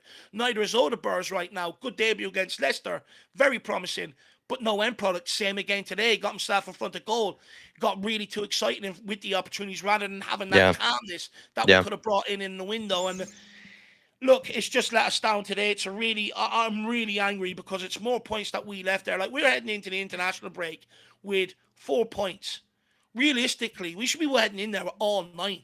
We shouldn't have dropped points. We shouldn't have dropped points to Leicester, and we shouldn't have dropped points here. Again, I think I would have taken a point, but Spurs played well enough in the second half to go on and grab all 3, and we just don't. And we end up shooting ourselves in the foot in a variety of ways, both defensively, but then also from these missed chances and missed opportunities where we find ourselves in really good areas and we don't even get a shot on goal. Actually, that's the shocking thing, is that we'll have 3-on-2s, 3-on-3s, and we don't even end up actually challenging the keeper. When you think most other teams most other Premier League sides would be able to put away the chance, or they at least would make the keeper work there, and we just don't for some reason. It is shocking. But Daniel, I do know what you mean, man. If what you mean by saying is, saying we should have won, it's just kind of one of those things where you can't really say that when you do it to yourself. Spurs have been doing it to themselves. It's not anything that is really unlucky. We find ourselves in good areas. We just shoot ourselves in the foot by not taking these chances. And then also the risky style of play that we have, there's always that chance that they go on, to punish us, for it. It's just very, very frustrating. But big up Daniel Larson. And also Fan Show Monday, by the way, everybody. If you want to come on, have your say, have a chat with us about this game, you're certainly welcome to do so, especially over the international break when we get a bit of a break from Spurs. Feel free to come on, chat with Dave, and also please send in your fan cams as well, everybody who is a Fan Show member, an Elite Show member. Send in those fan cams, and give your thoughts on the game. If you disagree with anything we might have said, or if you agree, whatever it may be. But if you feel like we're missing something, feel free to send those in. Yeah. Dark Sun G saying, I wish we had one of Richie Solanke today, then we might have won this. I think the thing is for me, Dark Sun G, is Kulusevski did not have a good game, first of all. No, I he was know he shot. can play a lot better than that. But he did go missing. And then also he just had some poor touches and also some poor decision making in a lot of situations that not going to say that Solanke or Richarlison would have done better, but he didn't have a good enough game to really make much of a stand up for him, right? You can't really defend Kulusevski's performance today. Then the other thing, though, for me is that we just had 3 chances that I could look at that just should have gone in the back of the net, and we would have been well and clear. Once Johnson got that equalizer, or own goal version of an equalizer, you have Odebear's missed opportunity that should have just gone in the back of the net. I mean, that's just an open net, and he just completely skies it. And then there's other chances that Sonny had where Sonny, was running down on goal, decided not to pass it, I believe, to Yeah. Johnson, and went for the shot instead. It got blocked by Dan Byrne. It was a great block, don't get me wrong, but Sonny should have been able to bury that. Knowing the Sonny that I know, most times or not, he would be able to bury that. Then you look at other opportunities that Kulusevski had where he had a good chance to find the right pass or find the right player, and he just doesn't. And we then don't get a good shot on goal. And then later on in the game, I think Johnson actually had a really, really good bright spark. And then he kind of started to fade a little bit where he wasn't making the right decisions, sloppy touches. He had that one chance where he was bearing down on goal and he just took bad touch after bad touch, and then eventually made the angle so much harder on himself. There are just so many chances and so many moments in this game where most teams you would think would be able to get a shot on target there or challenge the keeper, and Spurs just don't. And that's where it's really frustrating. I would confidently say that we should have scored at least 3 goals in that second half. And that's actually without a striker. I understand that we would have probably been better off with a striker. Yes, we might have had better options. We could have crossed it a bit more. I just think there were some open net situations, or at least, really good opportunities for Spurs to challenge the keeper, and we just don't. And that's not on the striker or anybody. That's just on ourselves. The players just have to do better in that situation. That's also not on the system or on Ange. That's just on the players. Yeah. Donovan Osterreicher saying, young, naive, gushy, we press on with the rebuild. This is another one of those days, Donovan, though, where we have to find ourselves, kind of repeating, similar things from, the Leicester City game. It's very similar to the Leicester City game where I feel like we've left 3 points on the board here and we've just left it behind. We need to be able to take our chances. We do. If we don't, then we're going to get punished by most good teams. I don't even think Newcastle are. I think they are a good side, but they're probably just any regular top 8, top 6 team, this season. There are going to be better teams that will come up against, for example, an Arsenal in the next game in the North London Derby. And if we just don't take our chances, we will get punished. And it's just getting kind of frustrating to have to repeat ourselves, so much, on this wastefulness. And it's also on the defense as well. The defense for me just they let themselves down, where they see that the forwards aren't bearing chances. That's as the defender, you have to then focus and you have to realize that, okay, if they're not going to bury these chances, we have to make sure that we don't concede here. And they've done it yet again, with kind of like with Leicester City and in this situation as well with Newcastle on 2 separate occasions. And it's just frustrating. It's very naive. I think that is the right word with Spurs, is that they just continue to make the same mistakes, kind of like a goldfish, where, they swim around the bowl once and all of a sudden, they forgot that they're even swimming in the bowl in the first place. And it just feels like we're just not even learning from mistakes here. We're just kind of a goldfish of a team, really, at times. Q7 saying, yeah, go ahead. No, just on what Donovan's saying there. Naivety is a part to do with it. You see Kulu making stupid challenges, Adoji making stupid challenges in stupid areas, giving away free kicks, putting us under pressure that don't need to happen. The likes of Udebear, Johnson, people like that going forward, the decision making. That's a lot of that is down to naivety. The goals we concede today. That's where the leaders need to step in, and that's why it's not just on us having a young squad. Son has to do so much better leading that forward line today. So much better than what he's done. You look at Romero, switching off for the first goal and he's the lead across the back line. So ultimately the responsibility also falls on him for allowing that defence to switch off from the set piece, and it's Vicario, outballs. We knew the game plan today. He couldn't execute it. The experienced players really let us down today. Really did. And once they let you down and they don't lead the way they're supposed, that's where the likes of the naivety from the likes of Kulu, Adoji, people like that come in, making stupid fouls and stuff. And when they do it, does anyone see anyone on the pitch standing up and correcting them? I don't. Yeah. Just naive. And I think for the most part, Spurs are just making the same mistakes. And it's just kind of something that you might get with a young team. They just don't seem to learn from it. But it is frustrating for us, having to watch these and continue to see them do it. Q7 saying, still feeling optimistic about the squad, lads. I think you probably, if you were there for the transfer deadline day, I think you heard a lot of Dave and I's concerns about some of the signings and some of the squad in general. We know that it's a very, very young team. And I think that's where Dave and I felt worried about this season. There aren't that many players that we got over the summer that were really for the here and now. I think the only one was Dominic Solanke, and unfortunately, he's injured. We couldn't have used him for today. And for the most part, with the squad, it's just a very young team that's going to have to continue to learn from games like this. And they are learning slowly. Sadly, it feels like they're not learning quickly. They are learning slowly, and they're continuing to make the same mistakes. And we're continuing to find ourselves having to repeat ourselves with it. But Mm. yeah, Well, it's just a squad that still needs more experience. And I guess with more games like this, the experience will be learned, experience will be gained, but we needed guys that can basically just kind of not make some of the mistakes that we've been making in games like this. We mm, need guys who have a good head on their shoulders, who know how to handle themselves in these big games, in these big situations, and we just don't have enough of them at the moment. mm. No, 100%. Look, what I will say is, at least when we have made the subs, okay, they haven't had the desired impact. Yeah, and you'd like to think over the season, they will have more of an impact. But at least we can still more or less play the same way. We're not seeing a drastic switch in terms of style and play when they do come on. But the Leicester, Newcastle games like today, where you are looking for the bench to come on and save you, you have to argue they haven't done it either. Yeah.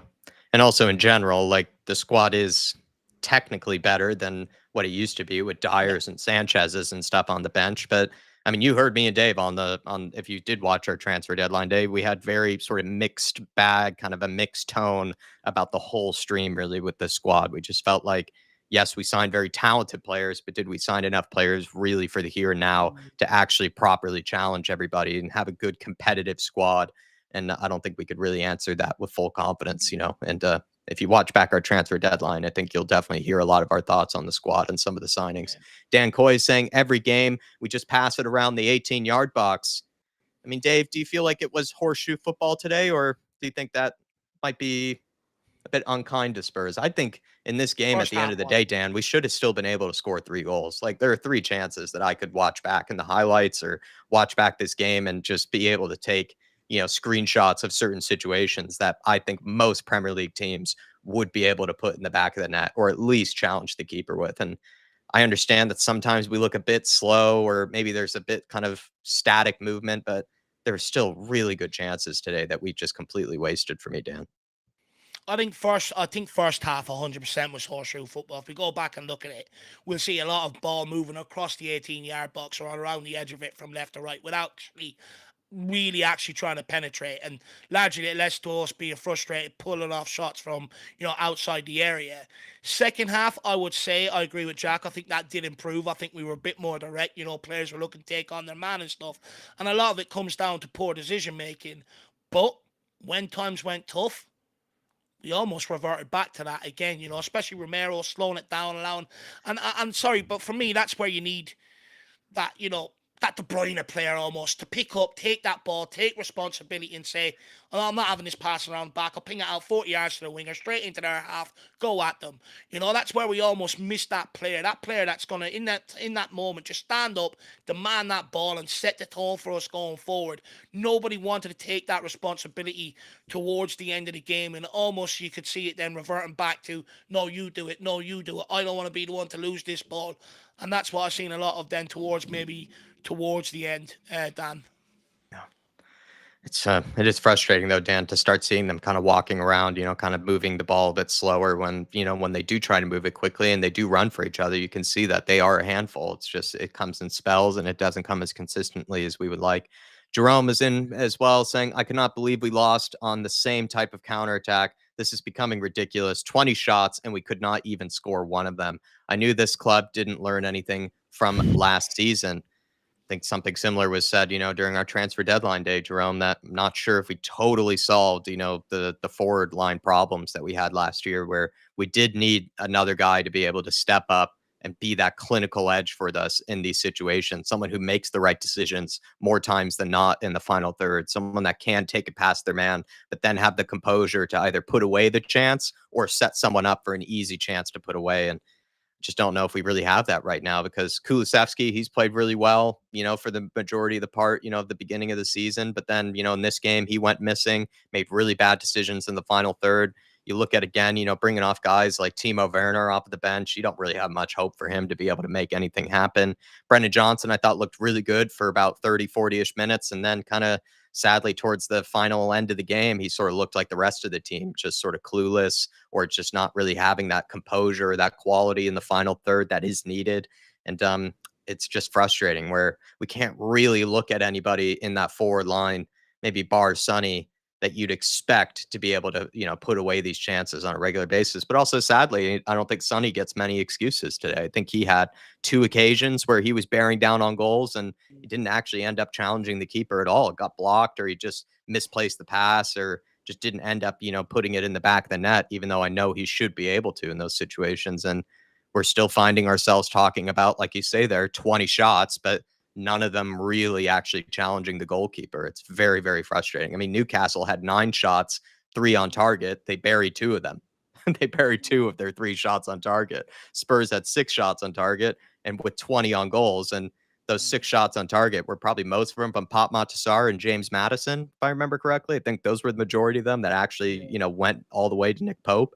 It's really frustrating. Odegaard as well, missed so many good chances to be able to get a shot on goal. And we're talking about the same stuff from last season, Jerome. I don't disagree with you. And as for the counter, I mean, look, I blame no one else but Romero. It's just poor defending. Look, when that guy was on it last week, he didn't. No one ran in behind him. No one made them mistakes, and he was on it.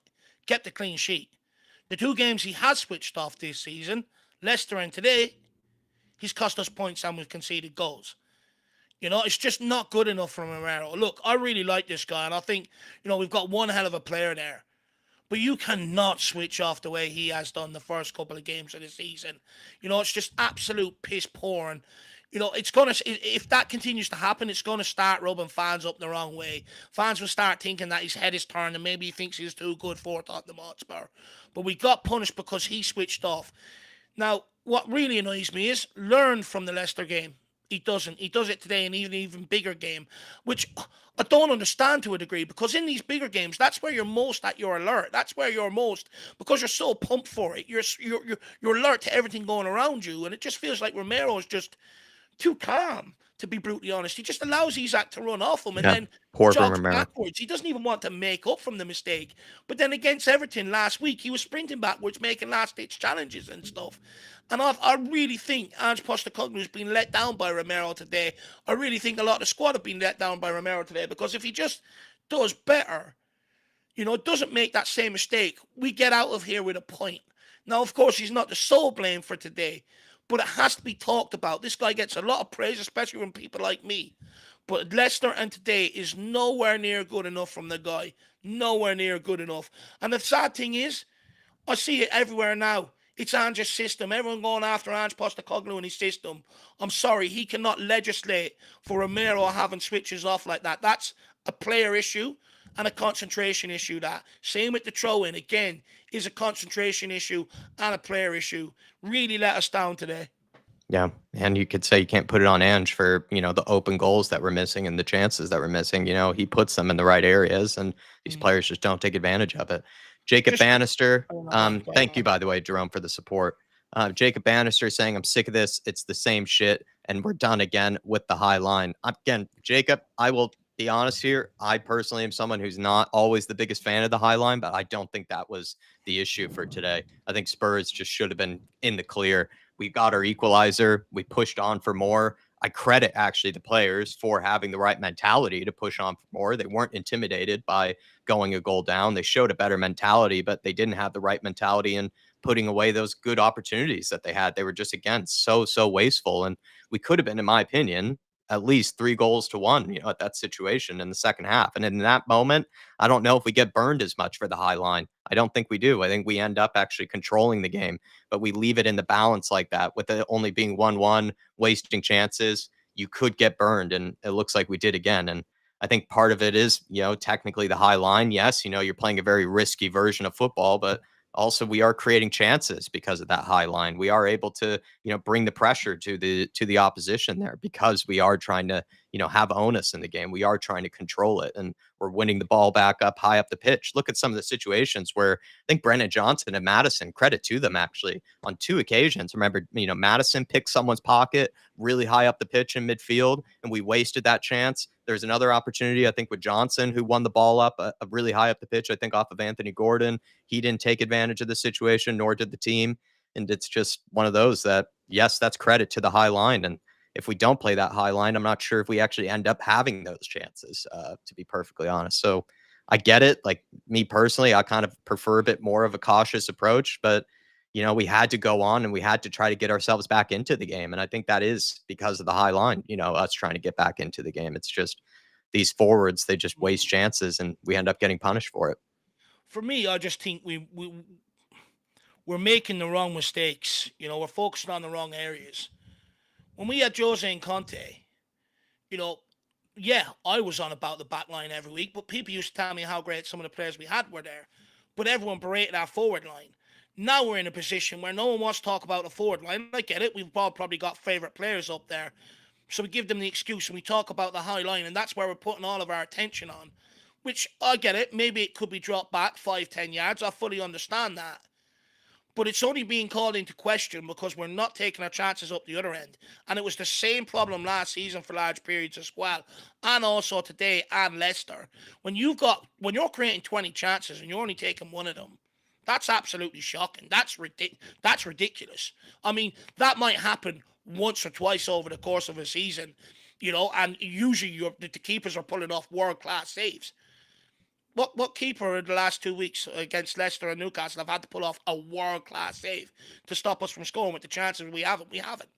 Yeah. Our efforts at goal have been tame. They've been central. None of us have found the corners, really. Bar the Everton game, it's the only anomaly where we were absolutely on it.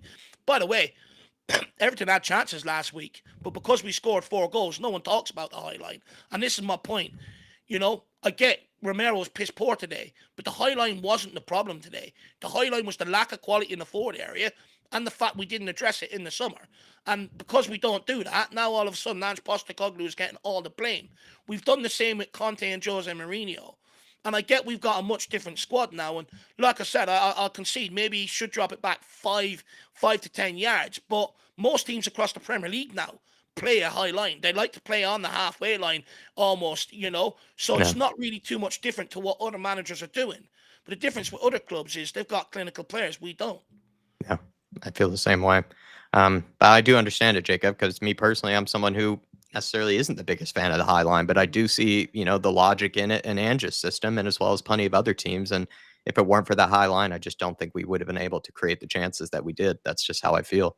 V Scard saying, I think O had, if only had 2 times the amount of touches in the opponent's box, 50 touches in their box with 1 goal is mental. I think he's trying to say basically, we had a good amount of possession and a good amount of real estate in Newcastle's half and in their penalty area. And the fact that we do only end up with 1 goal from an own goal is just pathetic, really. And I wouldn't even say it was always the kind of times when we were sort of trying to break down the low block. I think we struggled a bit more with that when we were trying to break down the low block. It's actually just some of those occasions where we did win the ball up really high up the pitch and we found Newcastle caught out because they weren't expecting to lose it there. And then we just end up having it peter out for a corner kick or even a goal kick. Odegaard had good chances, from some of the times that we won the ball high up, as well as Sonny. I think Sonny and him were pretty wasteful on the day. And then Kulusevski, too, had some good chances when we did win the ball high up the pitch to make the right decision in a final third. And he just didn't, or he had a sloppy touch or whatever it may have been. And it's just been really, really frustrating to watch. I think Spurs just waste really good areas and waste really good real estate in the opponent's half. And I don't know, Dave, I would agree that, 50 touches in the opponent's box and only 1 goal, compared to Newcastle's, again, 3 shots on target, and they end up burying both of them. It's you also look at it's hard to watch. And that's the thing. You look at the chances they created. They created some really good chances to be able to take that, We didn't. And it goes to show the amount of touches you've in the opponent's box, and you're not creating, as good chances as Newcastle, and you've got double the amount. It's absolutely shocking, and it shows, that they do have some decisive quality in their end. We don't. And that's what it comes down to at the end of the day. If we had better players, we'd probably we would beat teams mostly 3-4-0 most week. We would. We wouldn't even give them a chance to get into the game. But when you've got a 19-year-old kid, Udebear, the decision making is going to be a bit off. Like, the whole point is you should have someone like Mikey Moore off the bench or sitting on the bench and have an experienced player in there. Johnson, look, he was involved when he came on. But it's that decisive moment, that first touch, that cross. It's lacking. And I don't want to keep getting onto the kid about it, but it's every week. Sonny today, he had Udebear and Johnson either side. He chooses not to use them because he wants to be selfish rather than make the right decision for the team. And again, he's captain. That's leadership again, and he doesn't help the youngsters out in that regard. It's just absolutely piss poor. It stinks. We're popping shots off from the outside the box. We can't create anything inside the box. And half of them don't even go on target. And if they do go on target, they're fucking dribbling towards the goalkeeper. It's embarrassing. And the thing is, it's sad because they work on training and training. They work on finishing in training, but they just can't seem to replicate in the game day for whatever reason. It's really annoying. Thank you, V-Scard, for the support. And It's a great point, by the way. Yeah, believe me, I think, Spurs find themselves in great areas. They just don't find any way to get an actual convincing shot on target or really challenge the keeper from those great areas. Artist is saying, and yet people think this team will win something this season. Performances like that are why we won't, because these issues can't be resolved overnight. I have hope that we can go deep into the Europa League. Personally, Artists, that might have more to do with just the quality of the opposition, where I just think that we are, at the end of the day, regardless of the criticisms that we have of this team today, I do think that they should be able to get over the line against some of these worse opposition in the Europa League, whereas Newcastle, in my opinion, are better than the majority of the teams that we will come up against in the Europa League. And we are playing the majority of our hard games at home, to begin with. But I could see why maybe more rational or more, fans that are, not as hopeful of a big trophy this year could be seeing some of the writing on the wall that Spurs will again find it hard to go deep into a tournament, or find it hard to also really challenge on all fronts, challenge in the Premier League as well as challenge in the cups. And at days like this, it is hard to say that we're still going to challenge, because this was a huge game for momentum. That's something that Dave and I brought up earlier in the week, that if Spurs picked up at least a point here, I think we could have really had a lot of confidence and a lot of momentum being gained. But sadly, it's kind of the opposite. We left 3 points on the board. And look, Artis, 100%, I get what you're saying in terms of, but at the end of the day, look, fans are entitled to their opinion. But the thing is, look, I've said all summer long, I don't believe we've done enough business to get us over the line if we get there. That I've said that all summer long. I just don't see it. I think, and this is where I think this could come to loggerheads at some point this season. Many people go, look, it's a project. And to a degree, it is a project. But the project also has to have an outcome. It also has to have an end goal. And this summer, I feel like we've stagnated the project with the signings that we've made. And a lot of people are like, oh, but it's grand, and, you got to give them time, which I completely agree with. But this is why I thought it was important for the board to really back him properly this summer, is because, Ange Postecoglou put the time frames on it himself. He's the one that said, give me 3 windows. He's the one that said, I want to be in a title challenge this season. He's put the time frames on it. And when you look at the business and the words coming out of the club, they don't match up, in my opinion. And, this is where I think we are ultimately going to fall short. And if you fall short, it's going to piss Ange Postecoglou off. And I feel like there's going to be a lot of big clubs circling, waiting to take Ange Postecoglou. And they will give him the better players to use. And he will go on and win stuff with them. Many people laughed at Vincent Kompany, but it got him the fucking Bayern Munich job. Most modern teams want to play this way, but when you're providing the guy average players to finish it off, it's atrocious. It's the same underneath Antonio Conte. We had a world-class forward line, but we know he comes in and has a defensive system. Same with Jose Mourinho. And we give them absolute cretins and donkeys to work with across the back line that just weren't good enough. And now we've given Ange Postecoglou average enough players in the forward line, knowing his system depends on having quality up front. It's baffling, Artists. It's baffling. I think we'll go close in one of the competitions, but ultimately I think not going that extra mile in this market to bring in that 1 or 2 maybe quality signings will come back to bite us in a quarters, in a semis, or in a final, in a big game. I think a lot of people would agree with you, artists. It's just I'm delusional enough to at least retain some hope that, if we try to fix some of these problems that I agree with you won't be resolved overnight, but if we do try to fix them by the end of the season and we're still in one of these competitions, maybe we can, still go deep into one. But I could see a lot of people agreeing with you and probably more likely disagreeing with me. AB15, thank you for the support, saying played well. The team is moving in the right direction though. I think that's where it's hard to stomach. It's kind of like the Leicester City game for me, AB, where I actually felt like Spurs, for the most part, had really good spells and had periods where they actually just should have gone on and won the game. I'm not the door. But we do it to ourselves. We do it to ourselves. And that's where it's really hard to, to just have, it's hard to not criticize Spurs for basically not just pushing on and being a professional outfit and, punishing teams for giving us the opportunities that they did. We won the ball very high up the pitch in certain scenarios, and Spurs should have been able to put away a couple, if not a few chances today in that second half. And if we did, if we picked up 2 or 3 goals in that second half, I think Newcastle would have found it very hard to have gone on and won the game in the manner that they did. But the fact that we did waste those chances, it gives them a second life. It gives them a third life. It gives them more opportunities to see if they can kind of, nab one against us or kind of get one against the run of play. I think the Isak goal was very much against the run of play. And that was because Spurs were really on top of them. And we had the onus in that second half. We were the better team, in my opinion, in that second half. But we don't really take our chances and we do it to ourselves. There's really no one else to blame but ourselves in a game like this. And that's what's hard for me. To be honest, AB15 is just, it's just, the thing is, there's no one else to blame but ourselves. And the thing is, I get it, right? Like, we don't want to go too over the board. I think more of it it's not like we played shit. Yeah, it's more born out of frustration that it's the same mistakes coming back to haunt us. Or, for instance, me, I looked at the forward signings. I said I worry about the clinicalness of them for what we need this season, and it's coming back. So far they haven't done anything to prove me wrong, and that's where my frustrations are coming in, because I could almost see us walking into the problem like I did when we sold Harry Kane and not replace him last season. And it's almost like we're just sleepwalking into the problem. But there is good things that we can use to build off. Like, we haven't been outplayed in any of the games. We've dominated the games. It's just, how do we turn that dominance into more points on the board? And that's the conversion we need to make going forward. There is good things to take from the games. Although we've dropped points, we've controlled a lot of the possession. We've forced every team we've played against back for a good period of the game. We've created a lot of chances. We just don't take them. And that's where it's coming back to haunt us. So there is a lot of good things to take. But like I said, it's just about how do you turn that dominance into points conversion.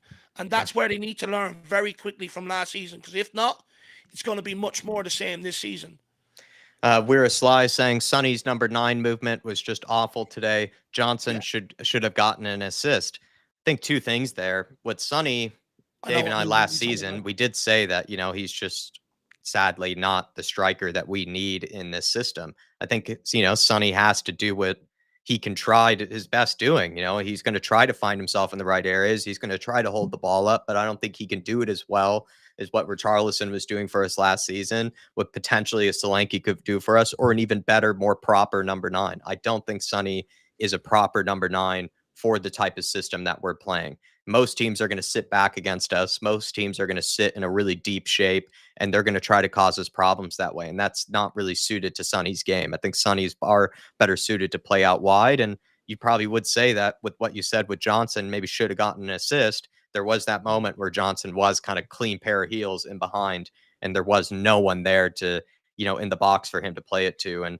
I think Johnson still made a bit of a meal of it, but, he didn't really have anybody to play it to. And for the most part, I actually think Johnson, for about 30-ish minutes there in that second half, he actually was the spark that the team needed in the forward line. He was making good runs, found himself in the right areas, and he was causing Newcastle problems. And I do think he was a bit hard done by with some of the chances he found himself with that he didn't get an assist. The sad thing, though, is with Johnson is I don't think he finished the game strong. I don't want to beat up on the kid because I think he was better than Kulu. He was better than Sonny. He was better than Odebear. But he didn't really finish the game as strong as I would have liked him to. He kind of started to show some of the Johnson of old, or the Johnson that maybe we've criticized in the past a bit towards the end. But at the end of the day, he should have gotten an assist, and credit to him for threatening in the way he did in the first 15, 20 minutes. That goal that went in would not have been, would not have happened if it wasn't for his good play. And he probably should have gotten an assist at some point in this game. He did get the assist. He assisted the own goal. So he assisted the own goals. But I think he's talking about that moment Yeah. with Sonny where there was no one in the penalty area, and he is right. And that No, sometimes 100%. is on, a striker knows when to be in the penalty area in those situations. No, 100%. And look, that's something I accused Son of last season, right? Not making them right runs in the penalty area. And people told me I was mad, by the way, when I said that. And he doesn't have that natural, but he's a winger. And I feel sorry for him. Doesn't have the poacher tendency. No, he was moved up front today because Kulusevski didn't work out, and Ange wanted to change it to try and get us a foothold in the game, which you could argue worked, right? And I 100% understand the movement. But there also has to be some understanding with some of the ones that Johnson done. There was one of them there where Son pulled players with him away from Brennan Johnson. Brennan Johnson just had to take 2 touches that were right, bring it towards the goal, and he's got a free shot. But he doesn't. He takes 2 touches, which are poor, pushes him wide. He puts the ball across the box. Next thing, Son gets the blame. But it shouldn't be the case because Son has already pulled people away, leaving Brennan Johnson free to bear down and goal. But it's not his fault. He takes bad touches and moves himself away from goal. So it's a bit of to and fro. But look, I've said this before. Son and Johnson do not work. Yeah, and unfortunately, Ange was probably let down by Kulusevski today, who he originally went with as the striker, and he had to do something different and move Sonny into the middle, and just neither really worked out for us. Neither really worked out. I do agree with you though on that weird slide. Don't get me wrong, I really do agree with you. Al Ben saying if we can't score goals in Ange's system, it's going to fail. We are always going to have periods of vulnerability, but creating attacks to outscore every team, I think you're saying is kind of our goal, and that's kind of the thing, Dave, that some people blame it on the system because they're saying, we leave ourselves open for attack and we leave ourselves open to be hit on the counter. But then the counter argument would be, well, don't we create enough chances, to be able to just be 2, 3, 4 ahead in the game before that chance ends up being conceded or before that goal ends up being conceded? That's the thing with Spurs is I'd say in Ange's system, that is the strategy, is to dominate the opposition, is to put 2, 3, 4 past them. Yeah.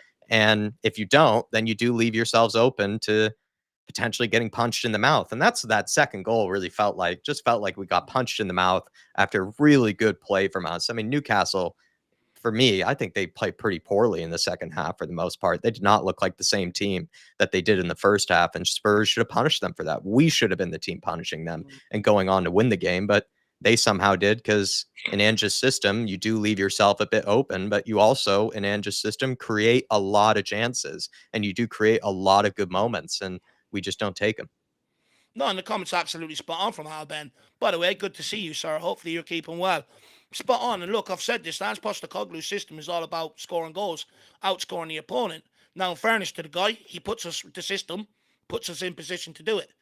If you don't take the chances, you're always going to get caught at the other end. Look, we can sit here and moan about the goals we're conceding, but let's not pretend we weren't conceding the same amount of goals under Jose or Conte as well, playing a defensive system. Let's not pretend, by the way, that happened as well. So, look, like I said, it all comes down to scoring goals in this system. I've said this from day one. You need quality players, and we haven't done it. So we're going to keep seeing this until we address it properly. Or I know the Burke can find a good purple patch, hit the ground running and develop and accelerate his development quicker than what we thought. Brennan Johnson all of a sudden has a big U-turn, starts hitting the ground running, finds a purple patch, accelerates his development. Until that happens, we're going to keep seeing this week in, week out. It's just sad. And look, they're not the only ones. Look, we need more end product from Maddison. We need more goals and assists from Maddison. We need more from Sonny today. We need a lot more from Kulusevski today. But this is what I said. We needed to address it with quality because this is what Ange's system relies on. He's right. If you don't score goals, it's going to fail. It's going to come back to cost you. I'd argue too, even under Jose and under Conte, we still conceded plenty of chances to the opposition. And, you are eventually going to concede, or you are eventually going to be put under pressure. It's just with this system, we are banking on being able to create more chances than the opposition and probably create enough chances to put it away that we're already well and clear. And We just don't do that. In a coma saying so effing angry, we can't just take our chances. I think that's what Dave and I have just been trying to say a million times. But what's frustrating in a coma is that's what feels like that's the main crux of the issue. There are some other problems, I would say, and just substitutions, will be brought up as well. I would say, again, Romero, like Davis pointed out, has let us down again. You could also argue that, yes, the style of play, the high line, you do sort of open yourself up to concede a goal in the way that we did. But for me, it just still comes down to the chances not being taken. That's the main crux of the issue for me. That is the main problem. And that was the case against Leicester City. And I think that was the case against Newcastle today, where for the most part, I think we were the better team. And we just don't take advantage of being the better team. And then we end up looking like, the losers at the end of it because we just can't put away our chances, really. And we are our own worst enemy. We are our own worst enemy. Yeah. And I'd agree with you. And it sucks to have to repeat that a million times, but it feels like that's, for me, what the problem is. Artist saying Bournemouth looked better against them. I didn't really get to watch that game, unfortunately, Artist. I did see the handball controversy, but I can't really comment on that, with Bournemouth looking better. Perhaps they probably look better defensively than we did. They are pretty compact. They know how to sit in when necessary, and they do know how to go on the counter as well. And then Iraola does try to play somewhat of a progressive brand of football, but they probably controlled the game maybe a bit better than we did when it comes to maybe not giving away as many chances or anything. But to be honest, I can't comment on the game. I didn't end up actually seeing it. And I'd probably say that we created more chances than Bournemouth did. But again, I'm not going to say that with any confidence or anything in my chest because I didn't actually watch the game, to be perfectly honest, Artist. Faz Radfar saying, big up Fazzy. Positive is we were the better side at St. James's Park. That's where I think the frustration comes from Dave and I is if we were just shit, I think it would be easy to explain it that way. But the fact that we do feel like that Spurs have good periods and Spurs look like a good outfit on a lot of, stages of the game. It's just we don't take advantage of that. And it's similar to the Leicester City game where we were for about 60, 70 minutes by far blowing Leicester City away. Then we end up just leaving it up for grabs. And when you leave it up for grabs and like that, you will get punished in the Premier League. And Spurs, again, have to sort of say that where we can say, yeah, we were the better team, but we were our own worst enemy. For me, Faz Radfar, that's the frustrating thing. And same again, man. Same again. I don't even know how many more times can we say it, Yeah. Dark Sun G saying, I think Bentancur and Bergvall needed to come on sooner. Yeah, Dark Sun G, for me, again, like, I would blame the finishing as the main problem for today. I still would also look at Ange, though, and sometimes some of the substitutions and that they need to happen sooner. He took a risk technically by keeping Kulusevski, I think, on the pitch. I like the idea of moving him into midfield, taking him away from the striker in theory. But then I think Kulusevski's performance didn't really improve that much. It kind of just sort of stayed the same from midfield. And so I think he probably should have thought about taking him off. Madison, for me, I thought he actually looked a lot better in the second half than he did in the first. I didn't even think Madison was really that poor on the day. And he ended up taking him off. That's probably because he can't really last for as long as some of the others can, but he did need to think about changes in the midfield sooner rather than later. And he does have someone like Bergvall, who's a bit different to Madison and a bit different to Kulusevski, where he's kind of a hybrid of the two, where he's a bit bigger and stronger. He knows how to get around the pitch, but he does have that bit of quality on the ball and does have that bit of creativity. And would have been nicer to see Bergvall be given more time, more minutes. And then with Bentancur, I think Bentancur would have been a really good person to have for the defensive aspect of things. Basuma was on a yellow card. Could have thought about taking him off a bit sooner. I think Ange yet again has let himself down with substitutions. And technically, I hate to bring this up, but Mickey van de Ven is someone who, maybe would have been able to prevent that goal from, happening with Alexander Isak and that ball that was played in behind. Van de Ven is sort of our bailout guy in those situations. And if Ange, substituted him in the Everton game, who knows? Maybe he would have been available for this one if he didn't push himself. So Ange does bear some responsibility when it comes to the substitutions, and he has gotten them wrong.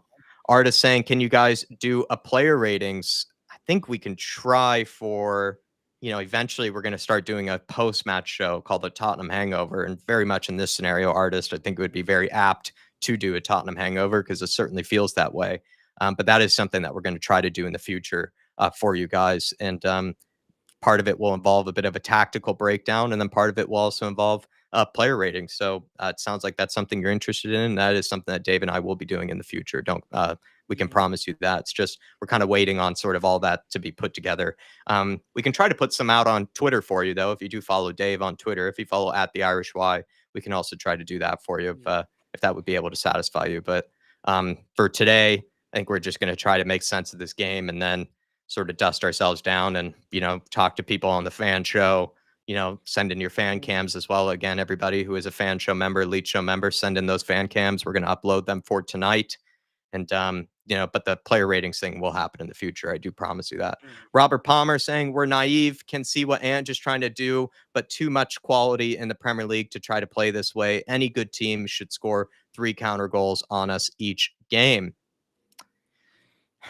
They did have one counterattacking opportunity in the case of, Isak's goal, and they punished us for it. And that is probably a bit due to the system.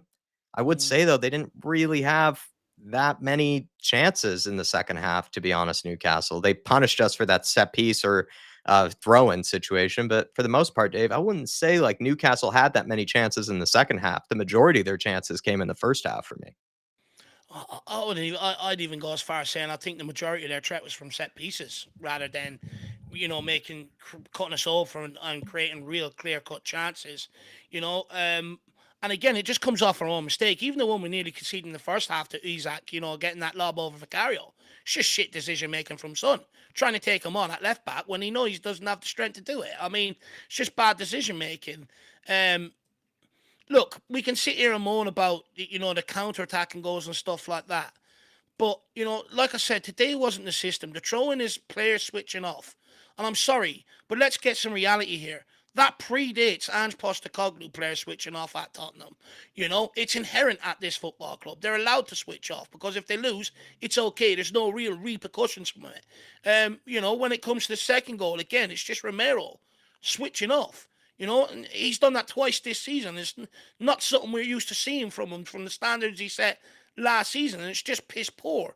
Like, look, people know I'll have no problem criticising a player, criticising a manager, criticising the club where I see fit. But I see a lot of people, calling out the system, calling out Ange Postecoglou. But we're looking in the wrong areas. Look, like Carter said, if you're not going to take your chances, you're going to be caught eventually. But let's not pretend conceding goals, is just an Ange Postecoglou problem. It happened under Conte and it happened under Jose, and we played 11 men behind the ball. We still conceded at the same rate. It's a mentality problem right now. Players allowing to switch off. Lack of leadership. It's a mentality problem. Until that comes, you will never really see this project kick on until you see one or two players come to the fore and say, "Look, I'm sick of this shit. I'm going to be the one to step up here. I'm going to be the one to drag this forward." And that's what needs to happen. We've got too many nice people in and around the football club, and not anyone that really wants to take the burden and call people out for switching off, call people out for not being decisive, because it's the only way you ever get improvements. I'm sorry, but like my dad never came home to me and said, "Dave, you were excellent in school today," and it was expecting me, even though I wasn't, and I was being a little shit in school and whatever, getting bad results and stuff like that, because how am I ever supposed to improve? He'll criticize me. Criticism is where you improve, and we don't have any of that around the club. We to protect everybody. Everyone in the club are too nice to each other. No one wants to give anyone some homegrown truths. That's why we don't see players improving on things. That's why the same mistakes keep happening, because we don't have anyone that wants to step up and be that guy in the team. Yeah. Robert Palmer, but believe me, I can see what you mean, though. Like, I'm, again, not the biggest fan of always the high line and kind of the risky nature that comes with it. But I just don't think that Newcastle were really good enough on the day to punish us for that. I didn't think they actually had that many chances in the second half to go on and punish us. And they really only had the one that was in behind. And they took advantage of it because they are a ruthless team with ruthless forwards and good forward players. Azad Hamid saying we have 2 weeks off to go get a new manager. Ange is a yes man who should be nowhere near managing a club like us, out of his depth. Get him gone. Azad, I do remember you wanted Conte out as well, so I'm curious which manager you do want in charge at this point. With Ange Postecoglou, I don't think he's necessarily out of his depth. I think he has shown a lot of merit in the Premier League, and I think he has shown that he has good ideas. And has, I think, a good style of play that can cause a lot of teams problem. It's just that, playing for a club like Tottenham Hotspur and managing a club like Tottenham Hotspur, you are also technically, responsible for the results. And I think these players need to really step up for Ange because, if the results keep dropping, sadly, the manager is the one who will get the sack. And whether it's deserved or not, whether it's, the right person to be blaming or not, oftentimes the manager is the one that will, you know, Yeah. sadly get the boot. Really, it's not going to be the players. It's just that's how the modern game is. Um, Me personally, I don't think he's really out of his depth. I'll be honest. Again, I'll say this again. I'm trying to rationalize a lot of times, what I see with Ange Ball and what I like about it, maybe what I have my fears about it. It's just I think he's only been in the job so long that I'm really not even close to calling for his head. I'm just not at that position yet. And I do have, concerns about the high line. I do have concerns about sometimes the manner in which we try to play, sometimes the lack of game management in certain situations. And, maybe we could try to drop the line back 5 or 10 yards and we could try to be a bit more conservative at times. But this is the way he wants to play. And I think we've seen a lot of the benefits of it. And technically, this is also what we wanted when, we had a certain Antonio Conte in charge that everybody felt like wasn't doing these sort of things, wasn't trying to play this type of attacking brand of football. And Ange Postecoglou delivered that for us. But now, we're reaching that stage where once you reach your second season at a club like Spurs, results do start becoming a big thing. It's not always about style of play. It's not always about, how pleasing it is on the eye. It is oftentimes just about results. But team, fans want to win. And, that was something that was said last season where, or under Antonio Conte, where people just said, all I want to see is just good style of play. I think that only goes so far with a big club like Spurs. I think, we still want to win. And I think we still want to, challenge with the very best. And just going to have to answer to that as well as the players, But I don't know, Look, Azad, I'm curious who you want because I remember you were very quick to also want to have Antonio Conte out of here. And I think Ange Postecoglou is practically the opposite of Antonio Conte. So maybe you want something a bit in between, someone who's, kind of neither or really. the But proof yeah. is in the pudding. At Liverpool, at Arsenal, they could have sacked Jurgen Klopp earlier on into his career. They didn't. They stuck with it. They seen the benefits out of it. Arteta at Arsenal, most of the fan base wanted him gone. They stuck with it. They're up there now. That's where most people want to be, up there challenging. But hiring and firing a manager at the first sign of trouble and stuff like that is not the solution to this problem. It's about giving someone a couple of years, more than 1, 2 seasons in the job to be able to build it going forward. Even David Moyes at West Ham, how long did he have in the job to be able to build a team to go and win a Europa Conference League? And at the same time, people go, Ange is a yes man. I'm sorry, but that is an absolute, and I'm going to do this very respectful, a nonsense argument. Go and watch the documentary that Sky Sports put out there last week. Most managers sit there openly saying, I'm a yes man. They did, because they don't have full control over transfers anymore, over everything else going on and around the club. And especially at Tottenham Hotspur, we took the managerial title away a long time ago under Pochettino and changed it to a head coach, which means it's a different role. They are sole responsibility for training the team and getting the tactics and putting them out on the match day. Everything else around that, he doesn't have full control over the job. The title, what he has control over is in the job description, head coach, not manager, complete different role. Also, with the way most modern clubs operate and the way Tottenham Hotspur are now operating going forward, do we really think they're pumping that amount of money into a scouting department to give the manager that they hire the first choice of every single player they want? No, it's not the way the scouting thing works. Most people said they wanted what Brighton and Brentford have, the model that they have. Well, we brought that to the club, and the way that operates is they sign the players for a certain value, the way they want to see their football played, and they pick the right manager that they think is the guy to come in here and get them players to do that. It's a bit different. Lastly, we didn't have a yes man in Conte. As soon as he came out and criticised the club, every single fan wanted him out of this football club. So I don't ever want to hear any fan sit there and say Ange Postecoglou is a yes man, because I can guarantee you if he comes out and makes a criticism like Conte did, they'll be the very first ones to say, you're talking smack about our club. How dare you talk about Tottenham Hotspur like that? Get out. So I don't want to hear any more about a yes man. We had Conte that stood up to the board like people want, and they wanted him out of the football club. So I don't want to hear it anymore. I'm sorry. I may be angry, but I just don't want to hear that anymore. It's a stupid argument. I just think we need to give some manager more time. And I remember, last time, a lot of times, Azad, you wanted, Jose out, Conte out, you wanted them out. So I'm just curious at this point, who you do have faith in to stay in charge, or is it just, an entirely results based thing for you, which is fine. That's kind of how the modern game is. But, you have to give somebody time. You have to give somebody faith, whether it's Ange, whether it's somebody else. I'm curious who that may be. But thank you for the support. And 2 weeks of international break to work on these problems here, and also 2 weeks for the players to look at themselves. For me, Azad. John Stokes saying, "Big up, Dave and Jack, but Ange will be gone by Christmas." Really hope not, John Stokes. I really hope not.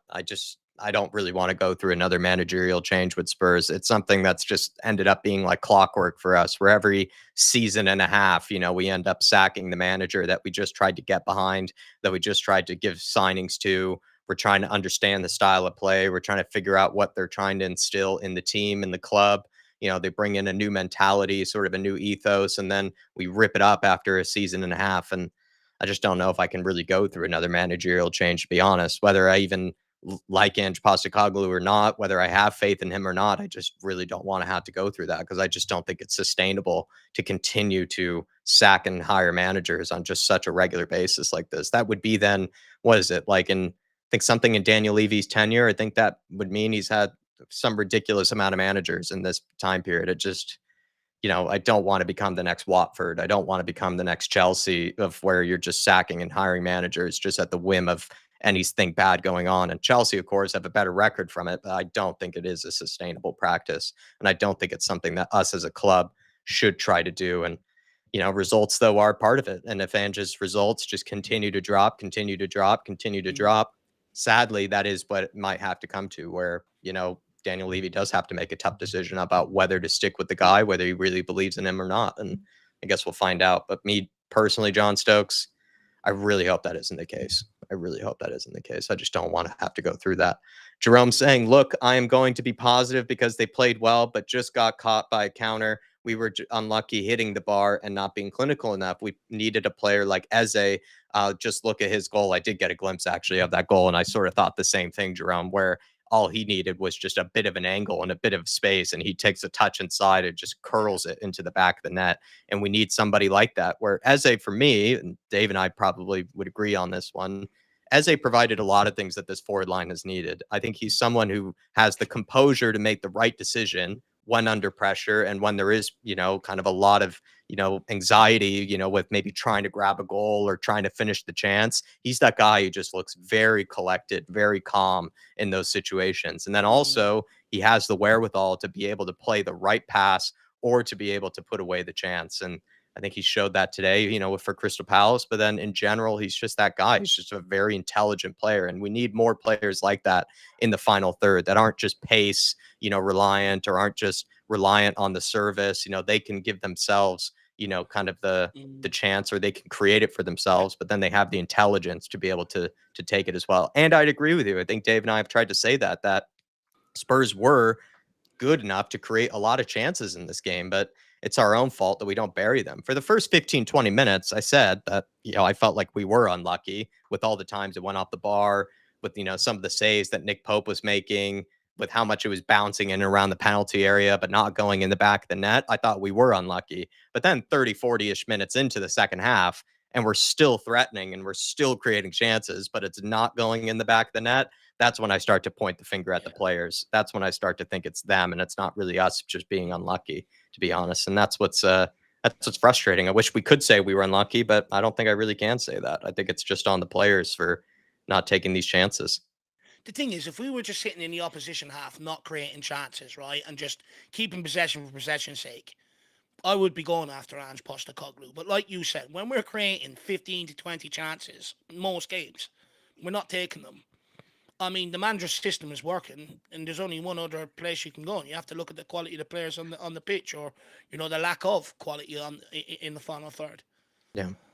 And as well, we have Darksun G saying, "We are cursed under Rob Jones. We can't win with him." Well, even today, Darksun G, we ended up playing pretty well for the most part, and we still couldn't find a way to win. And we were our own worst enemy. And hate to say it, I don't think we could really blame Rob Jones in this game. He gave out a lot of yellow cards to Newcastle. He punished them for the most part for some of their cynical fouling. Let's be honest. We played Forest last season. I remember we played Crystal Palace, last season. They were never punished for some of those fouling.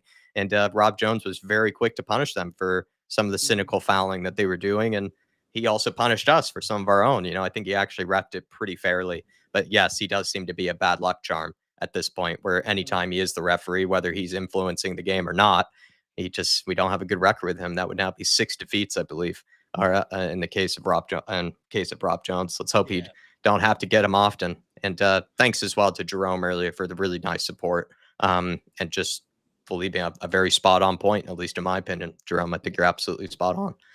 John Stokes, member for 30 months, you madman. Thank you for supporting us for as long as you have. Thanks for even tolerating these watch-alongs, with us trying to make sense of these ridiculous performances and ridiculous results.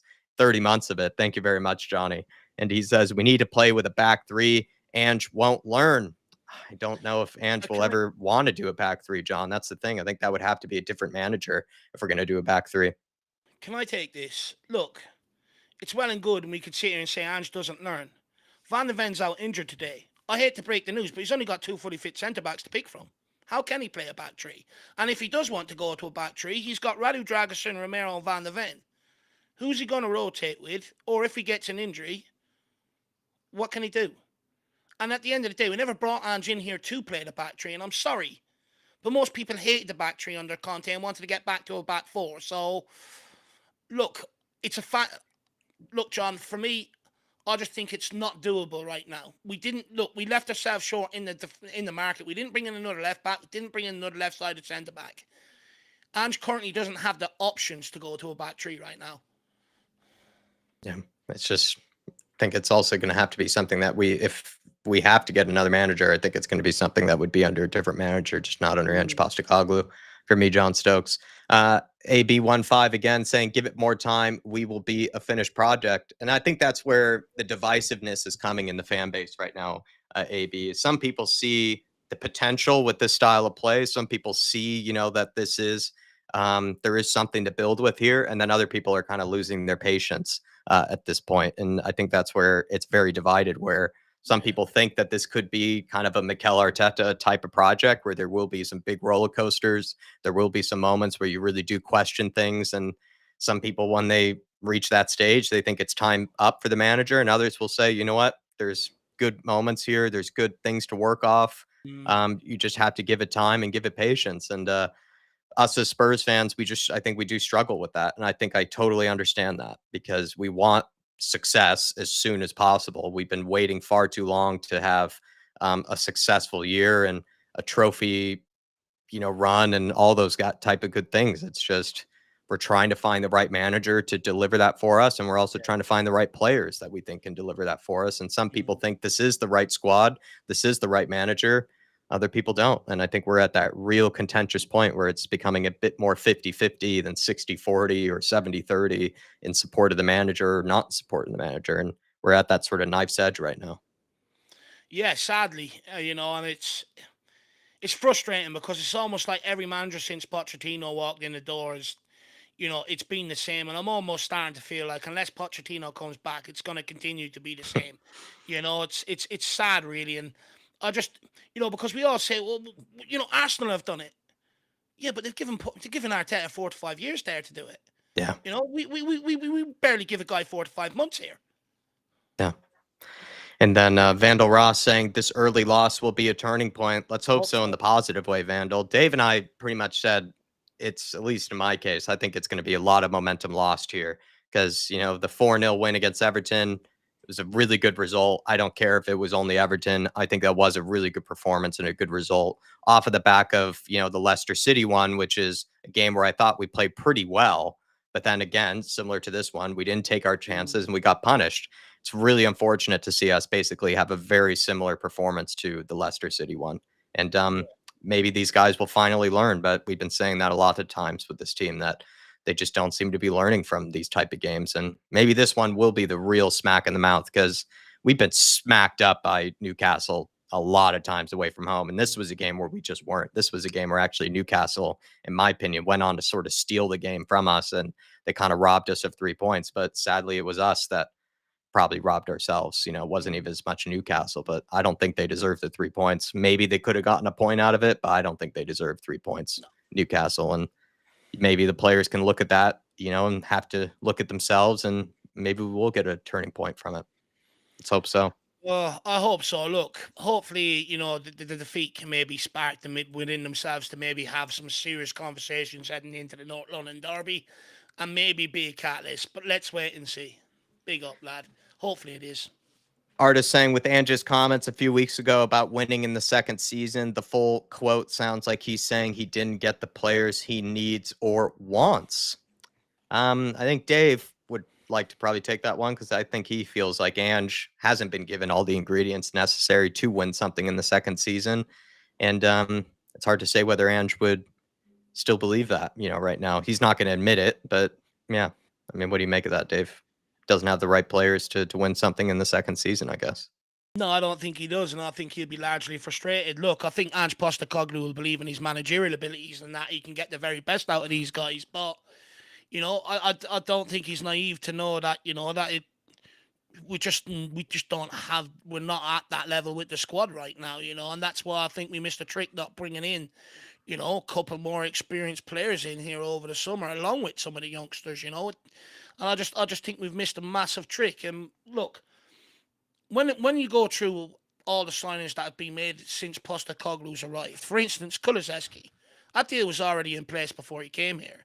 James Maddison, sit here and say it's an Ange signing. Tottenham were chasing that guy since he was 19.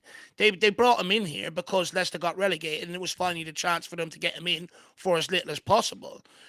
Brennan Johnson, everyone could sit here and say it's Ange's signing. Yes, Ange likes him, but Tottenham were chasing him before Ange Postecoglou got to the football club. He was already on the scouting data. The only one I really would say 100% is Ange's signing is Werner.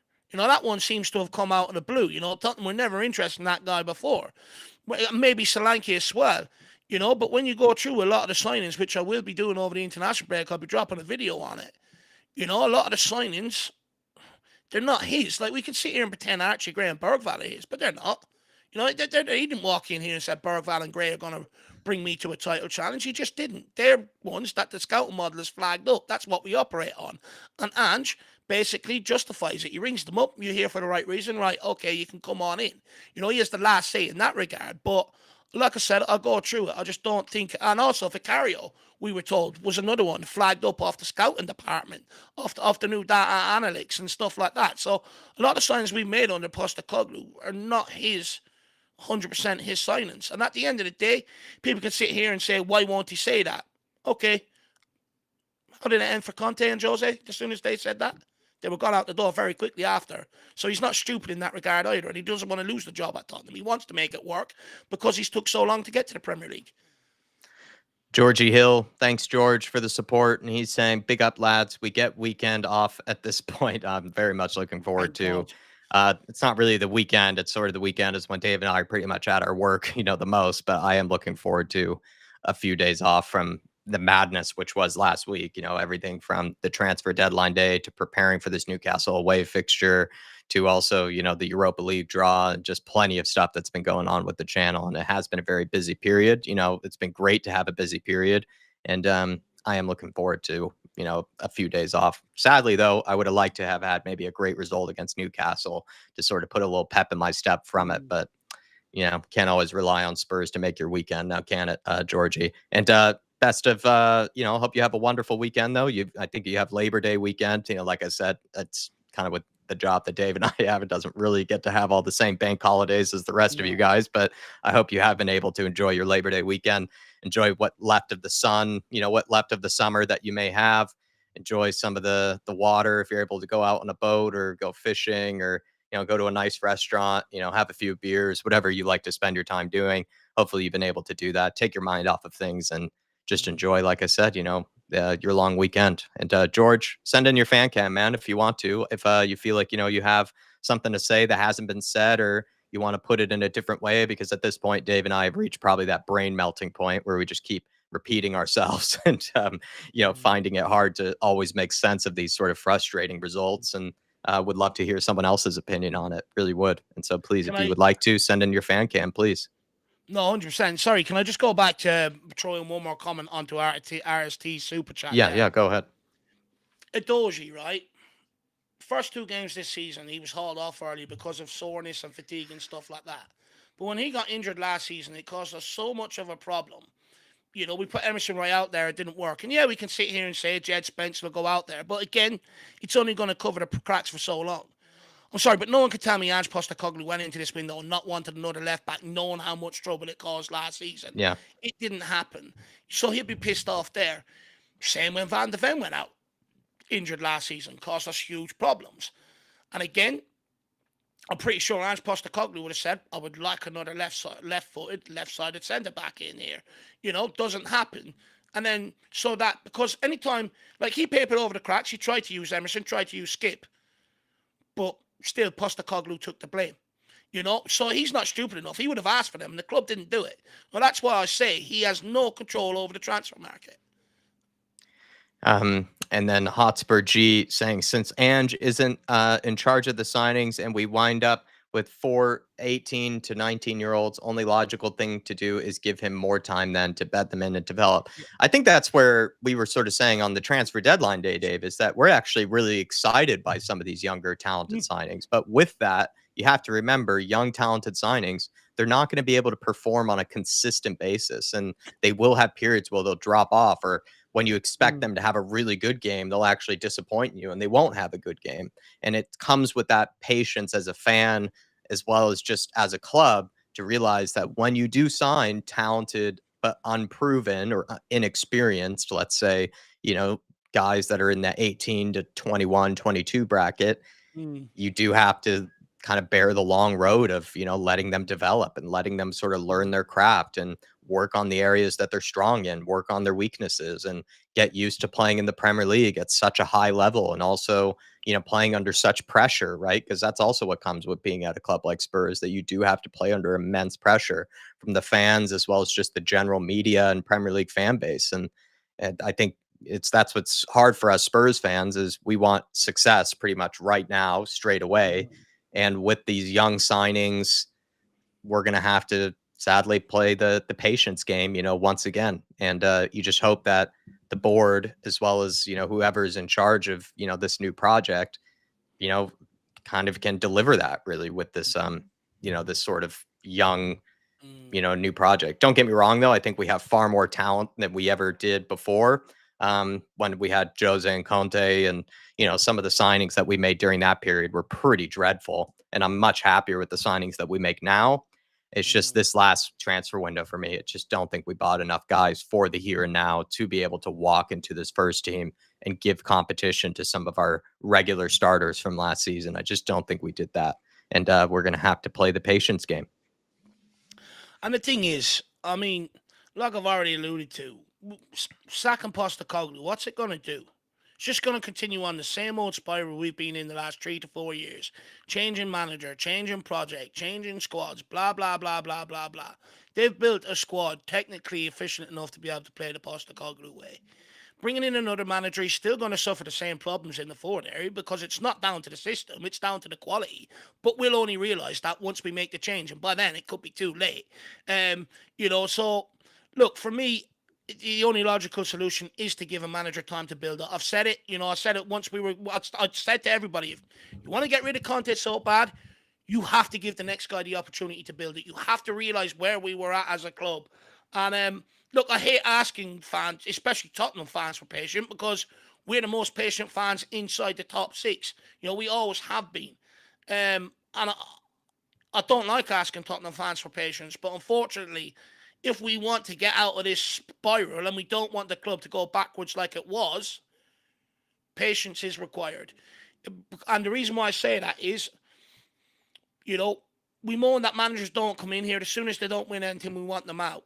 Okay, that's grand, but that's fine when you've got someone like Roman Abramovich funding it, like he was at Chelsea for a decade, like some of the Man City owners funding it, where money's no problem. What you need, no problem. We'll get you that very exact player you ask for. It's a big difference. We don't do that at Tottenham Hotspur. So the only other route is to give a manager an opportunity to build it. Because if we keep hiring and firing, I'm just warning now, The warning signs are there with everything. That's something they've done, and that's why they got to where they were. David Moyes had them in a great position. Martinez had them in a good position. The guy at Real Madrid, Ancelotti, had them in a good position. But because they kept on hiring and firing and changing directions, they're fighting relegation. We keep doing that. That's eventually where you're going to go down. That's what the trend that other clubs have made the same mistake show. Other clubs outside of Man City that have given the managers the opportunity and given them more than 1 or 2 seasons to do it show that they will eventually get close to Man City. So, I mean, the options are yours. Yeah. Well, everyone, a result that definitely we didn't want. Technically an improvement that we didn't get absolutely slapped up like we had before against Newcastle away, but this time it also still feels like a big punch in the stomach because Spurs played really well during periods of this game and just didn't take advantage of it, and then eventually still ended up just costing all 3 points. And I think we only have ourselves to blame for it. We don't have referees. We don't have Newcastle. We can't even say Newcastle were I really confidently could say Newcastle were not that much better than us. I think we were better than them for a large period of that game in the second half. And we just didn't take advantage of that. And we got punished, which you do in the Premier League. You will get punished at this level for that if you leave teams in the game. And it's a hard one to take. It feels very similar to the Leicester City performance. And kind of some final notes, final bits of business, if you can, for us. If you do enjoy these watch alongs, if you haven't, smash the like button, please. We are appreciative that you guys do pick us for, your destination, even during times like this. And if you are a fan show or if you are an elite show member, do send in those fan cams, please, because we do want to hear different people's opinions. At this point, Dave and I are probably tired of just blabbering on, giving our own opinion. We want to hear others have their say. You can come on the fan show tomorrow, which should be Monday, unless, something schedule change happens, but I'm not too sure. And do look out for that one if you do want to have your say on things. And yeah, if you want to send in your immediate thoughts after this game, please do so. Send those in as a fan cam. Please, we'd be very appreciative of it. And also, very last and certainly not least, we tried to give it a plug during the halftime, but we are sponsored by NordVPN for this month. And Dave and I do have a special custom URL code. It's at the top. It's pinned towards the top of the chat there. It is nordvpn.com/flatcap. Our code is flatcap, all one word. And you can get a really special discount on that one for any duration of time in which you want to subscribe to it. But technically, if you do take the 2-year plan, you get an extra 4 months for free. And there are a lot of good benefits for that. And that's something that we'll continue to try to integrate and plug throughout this month. So we'd be very appreciative if you guys are interested in grabbing a VPN, if you guys are interested in getting games for cheaper, not having to fork over all the money for BT Sports, Sky Sports, or just looking to try to, save a buck or two here and there, or have, extra security, a lot of good benefits that come with that from NordVPN. And we are sponsored by them for this month. And we'd be very appreciative if you guys followed that link that's at the top of the chat and also in the description of this video. Dave, any final words from yourself? No, look, big up everybody. Really appreciate the support of all of you. Being a bit tetchy today, it's just an end to a long week, guys. So, and the result hasn't gone away, and everyone knows I get upset when we lose. But, guys, clearer heads will prevail over the course of the international break. Right now, what we're just seeing is a load of emotion and stuff like that. I think once we look back on the game, I think many of the fans will come to maybe the same conclusion. But look, enjoy what's left of your weekend. Unfortunately, Tottenham have ruined it. International break now, and then we have to get ourselves right for the big North London derby. Got to go into that all in unison and try and get a result out of that. Because if we lose that, there's so much pressure on Ange Postecoglou. So I think it's probably a big game for him, I would say, Jack. But look, let's just forget. Let's just call it a day.